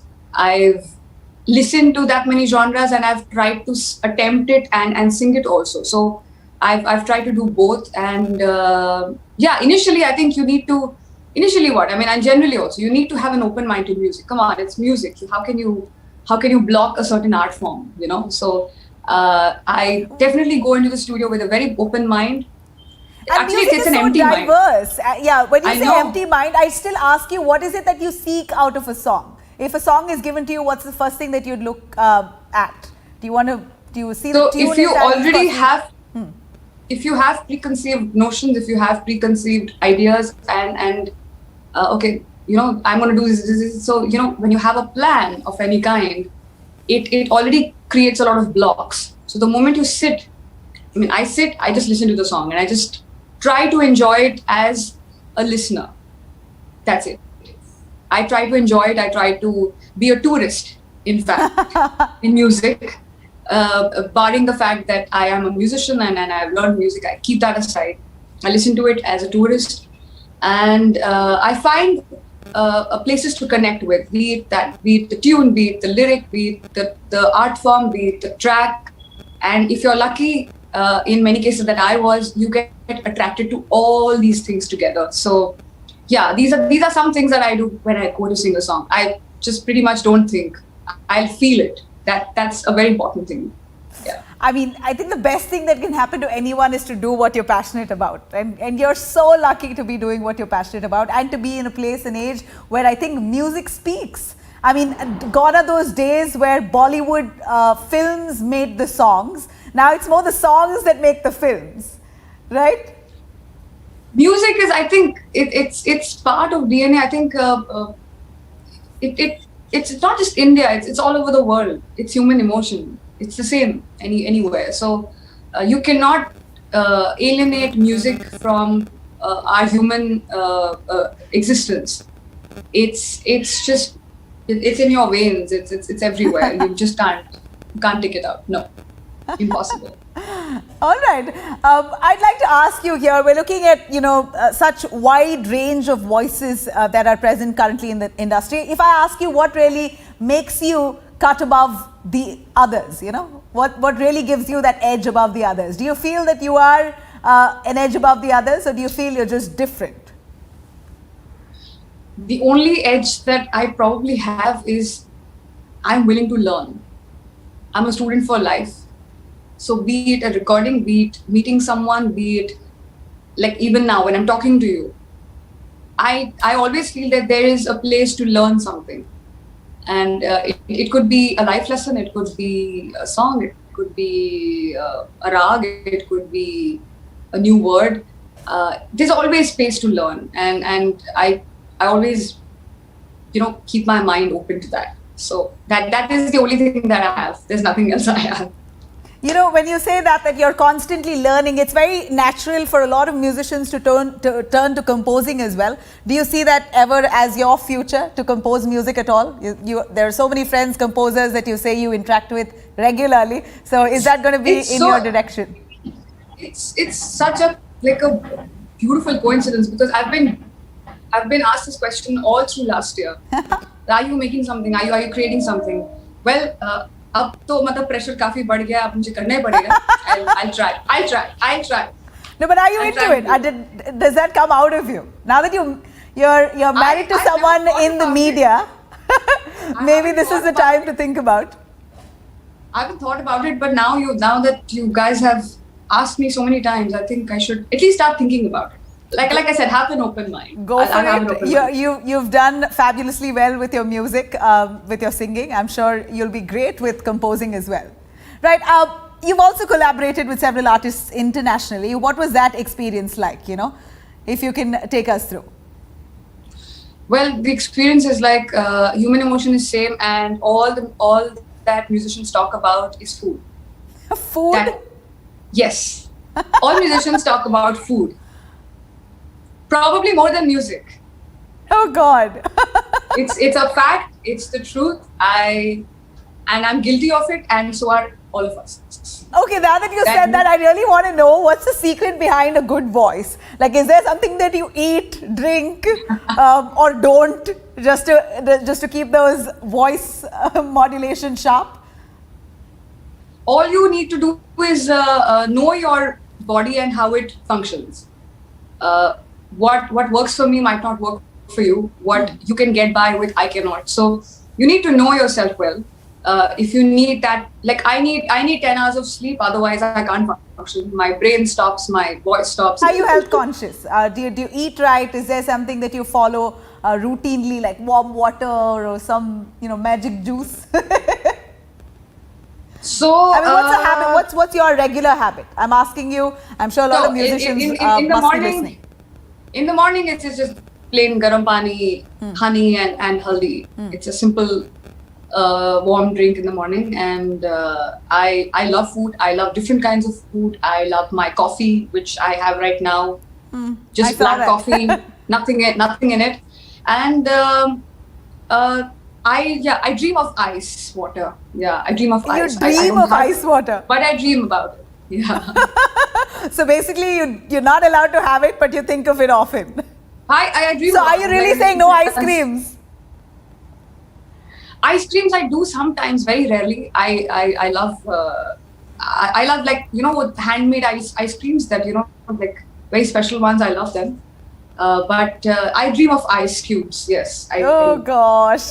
Yeah. That's good to know.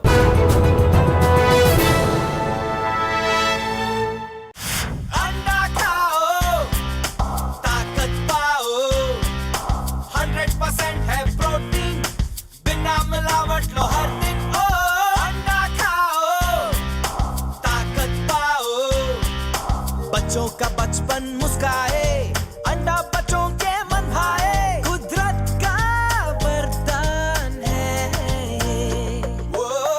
Champion बनने का एक फंडा, रोज खाओ अंडा। Guys, कल मेरी नई bike आ रही है। Great. तब तो I will come with Rohan every day. Insurance है? तुझे क्या लगता है? इंश्योरेंस, पीयूसी सब कुछ है। I was talking about life insurance for Sia. Jokes apart, guys, but आज मजा कल सजा नहीं होनी चाहिए। Seriously, life insurance तो जरूरी है। LIC का न्यू जीवन आनंद देता है डबल फायदा। मैच्योरिटी पे मिले फुल पेमेंट और लाइफ कवर चले जिंदगी भर। ए हेलो, इंश्योरेंस है क्या?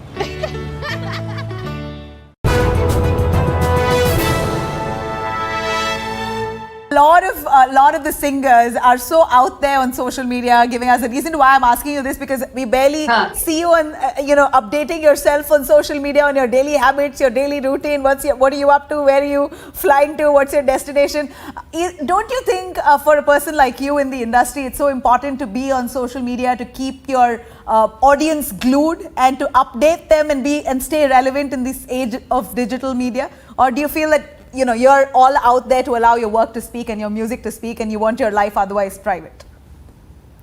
No, I do have my my social media accounts where I keep interacting with fans and more than what I'm doing, I do share my thoughts with them. If I feel something and then I think about something, I definitely put out a message. But yes, this is not the complete reality for me. I still feel the reality is between me and my music, and the reality lies between my music and my listeners. I always feel that is the biggest reality for me, and yeah, I work hard to. No likes, no comments, no trolls, none of that bother you? Which is fine. I know that once I get on stage and my audience is in front of me, that's the truth. You know, you can see it in their eyes that you know they want to sing with you, and there's that love for the music that you have done. So yeah, that's the real truth. When you can see in someone's eyes the love that they have for your music. Yeah, that's the truth. Oh, all right. Okay, so basically you're saying none of the reactions on social media bother you. You keep it just to interact on occasionally, but not otherwise. It doesn't consume you entirely. But you know, this is the age of social media where musicians like you also put it out there for listens. You know, it's also monetary for that matter. How important is, or how do you think the world of YouTube has really changed a musician's life? It has, because there are a lot of artists that otherwise I would not listen to globally. I mean, who have maybe an Instagram account or a YouTube account, and amongst musicians we keep you know, sending each other music of sorts. So yes, it's very nice to like I said, everything has an advantage and a disadvantage. It's up to you as to how you want to use it. E is equal to MC square is also an H-bomb and also a rocket into space. You need to see how you use it. So when you talk about social media, there is so much fantastic info, knowledge, wisdom out there. You can actually read an Anne Frank diary. You can do that. Also, you can just get consumed and hit on your low self-esteem when you keep seeing that someone has more likes than you. Yeah. So you need to really stay busy with work. Yeah, I guess the fact that don't get enslaved by it. Let it be a tool that does your job.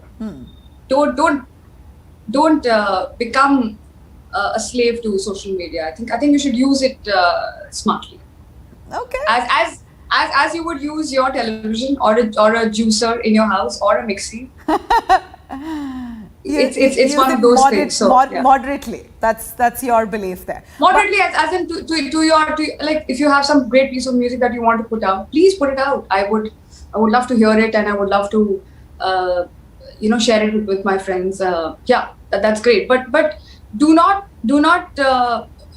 get bogged down by absolutely. Yeah, I mean, don't let it take a hit on your self-respect and as credibility as an artist. Yeah, true. I think. You know what?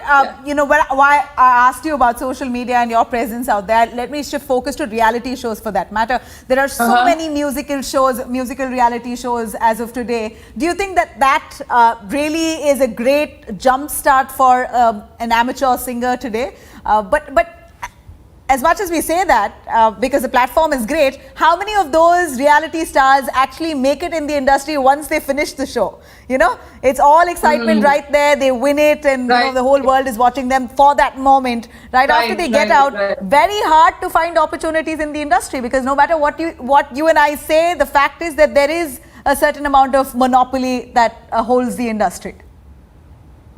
It's not so much about the monopoly. It's also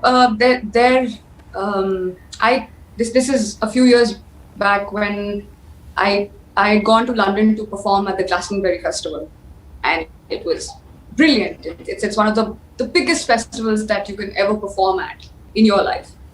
And I was speaking with this agent in London, and we were just having a breakfast meeting, and he actually said something which I've kept with myself, and I've never let go of that fact that in this world, a lot of talented people have not made it. And a lot of people who are not so talented have literally made it to the top. There's only one word, it's perseverance. That is the only thing that will take you from what you are to what you can be. It is not just talent, it is not just hard work. It is that constant, I will not give up. Yeah. I will not give up. That's a very, very strong emotion and a strong thought that you put out in the universe. So are you a person like that? You'll never give up? What are your aspirations and ambitions? Yeah, are you highly ambitious? So my lookout in life, my purpose in life is to do something which gives me happiness. The music that I do should give me happiness. If I don't find happiness in it, I don't think so it's for me. So I live my life like that. There are ups and downs. I will totally right now confess, there are many days that you feel, I think I can't go on like this. There are many days like that. But then you sitting in your bed, get a nice pizza in your pajamas, watch a nice movie, go to sleep, get up in the morning, get back to work. So I think a little bit of relaxation for everyone. I agree that. I agree. You need to. And I'd say that for myself as well. Whenever you doubt yourself, you need to pause for a moment or two, or the entire 24 hours, sleep it off, and then wake up probably refreshed. There are times that I've come back home and it feels miserable, and I've literally booked my tickets, packed my bags, grabbed my passport, and I'm off. I've done that many times. So lucky. Point is that you need to take care of yourself. You need to take care of your mind. It's very, very important. But you didn't answer my question. Are you highly ambitious? Yes. What next 5 years from now? We see people like Neha Kakkar, part of reality shows. She's judging. She's out there. She's doing it. Are we going to see you like that? Is there something that you want to do? I am actually a part of IPML, which is a new music show on Zee. And we have done 6 episodes now, and enjoying it? A lot more to go. Yeah, I mean, like the best part about this show is that I am performing my songs in a newer avatar every single time. So I'm enjoying that. All right. Like I said, as much as I can enjoy my music, I'm happy. Okay, so now that you're in that mood of enjoying music, I'd like you to sing us some hook lines from Hardam Hamdam. That's, I know, the song that was close to your heart. Go for it. It's the last release of mine last year, and people really took onto it. I don't know. It's a very beautiful tune, and I loved the film. It was such a cute film. I thoroughly loved it. I enjoyed every bit of it. So yeah, here it goes. Hardam Hamdam for all you guys. लो देते हैं हम तुम्हें कसम फिर यार बहेंगे हम इश्क में आँखों से हर दम हर पल हर शब हमदम हमदम लो देते हैं हम तुम्हें. So yeah, it goes up for everyone. Super. I could really feel this tone of classical music while you sing. There's this very trained classical nuance in all your songs. So I understand that you've extensively trained in classical music. How do you feel that classical music really pushes you to become an excellent singer, just like you? Do you really think that without that training in classical music also you could ace it? Or it's necessary to have that basic training in classical music? Well, it's just, for example, you teach a baby how to talk a certain language, and baby can speak very fluently if you teach them. But there's a difference between teaching them this word. When you write it, it looks like this, and it sounds like this, and this is the meaning of it. And then that baby can create new stuff. In the same way, that is what learning music does to you. Be it in Hindustani classical music, be it Carnatic music, be it Western classical music, be it jazz, any formal training, it gives you more vocabulary, it gives you more space to, express yourself with your art form. So, yeah, I am one of those very traditional sticklers who insist on people learning music. Yeah. All right. You know what, Shilpa, I'd certainly say that your list of hits are endless. Starting with Khuda Jaane, then Mudi Mudi Ittifaq Se, Malang, Man Marziya, Ishq Shawa, Anjana Anjani. I mean, you've really managed to stay relevant through the years and nailed it with one hit after the other. How do you really get into that character? And while most musicians, or at least a lot of them, fade off in the middle of their, middle of their careers, fizzle away, to really reinvent yourself and relaunch yourself time and again with a bang-on hit every time. We really want your magic formula. I know you said go with the flow, breathe, take a deep breath, or relax, whatnot. But I want to know exactly what's the kind of perseverance you follow. Any routine? I'm sure there is something that you follow as a as holy grail. Student for life. Come back home, learn something new, better your craft, listen to new music. I watch concerts.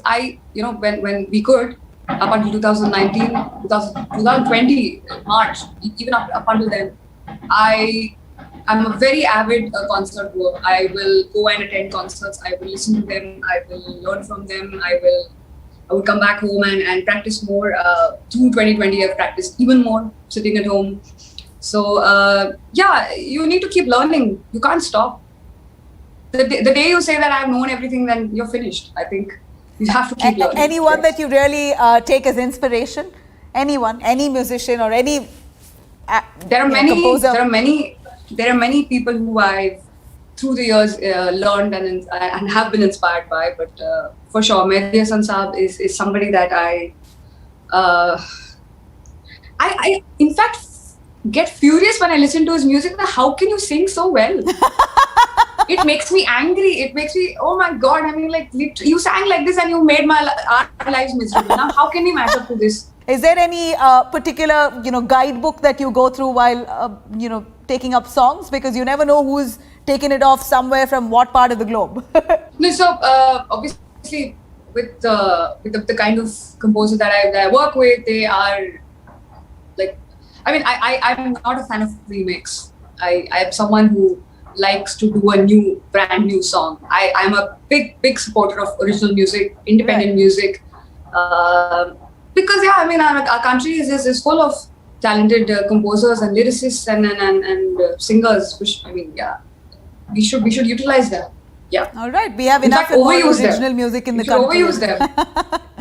I know, why not? I think we're a music hub. Indian music is revered all across the globe, and I think we've just about started to sink in that knowledge that it is in demand.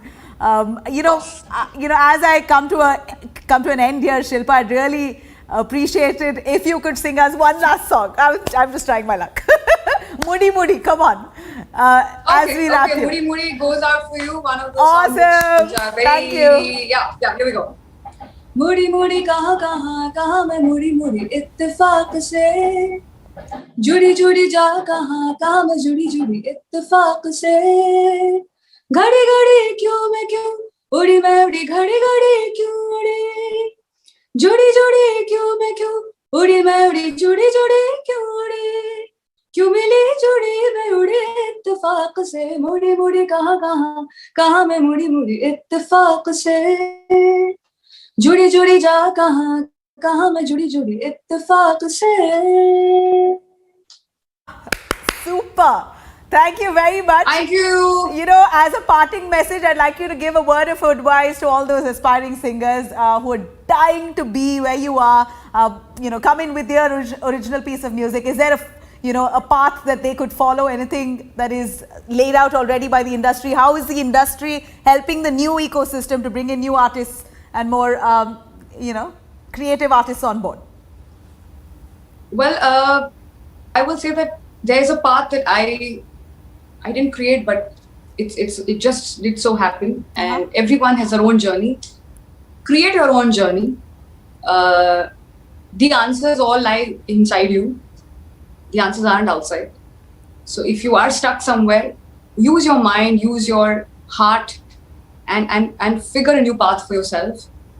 Be yourself. Please do not try and become something else, because there's only one person like you in this entire world. Be yourself.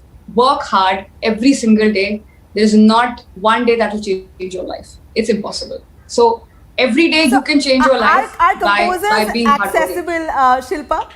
Are composers Come really again? accessible? Are composers? Yes. So one thing is great about today's generation is that the composers are looking at newer talents, yeah, voices. They want to experiment with new things. Directors also, producers. So all you have to do is, in fact, if you want someone to call you, put out a fantastic song. Trust me, people take notice these days. You, like I said, use the social media to your advantage. Do not become enslaved. You know what? Put out something great. I have one question, and I cannot let you go without that. Remuneration when it comes to the music industry, artists to be paid. That's when there's a lot of resistance that you see for musicians or singers to be paid their rightful sum. Is that changing here today? Well, yeah, singers are actually claiming their own remuneration. They are claiming their spot.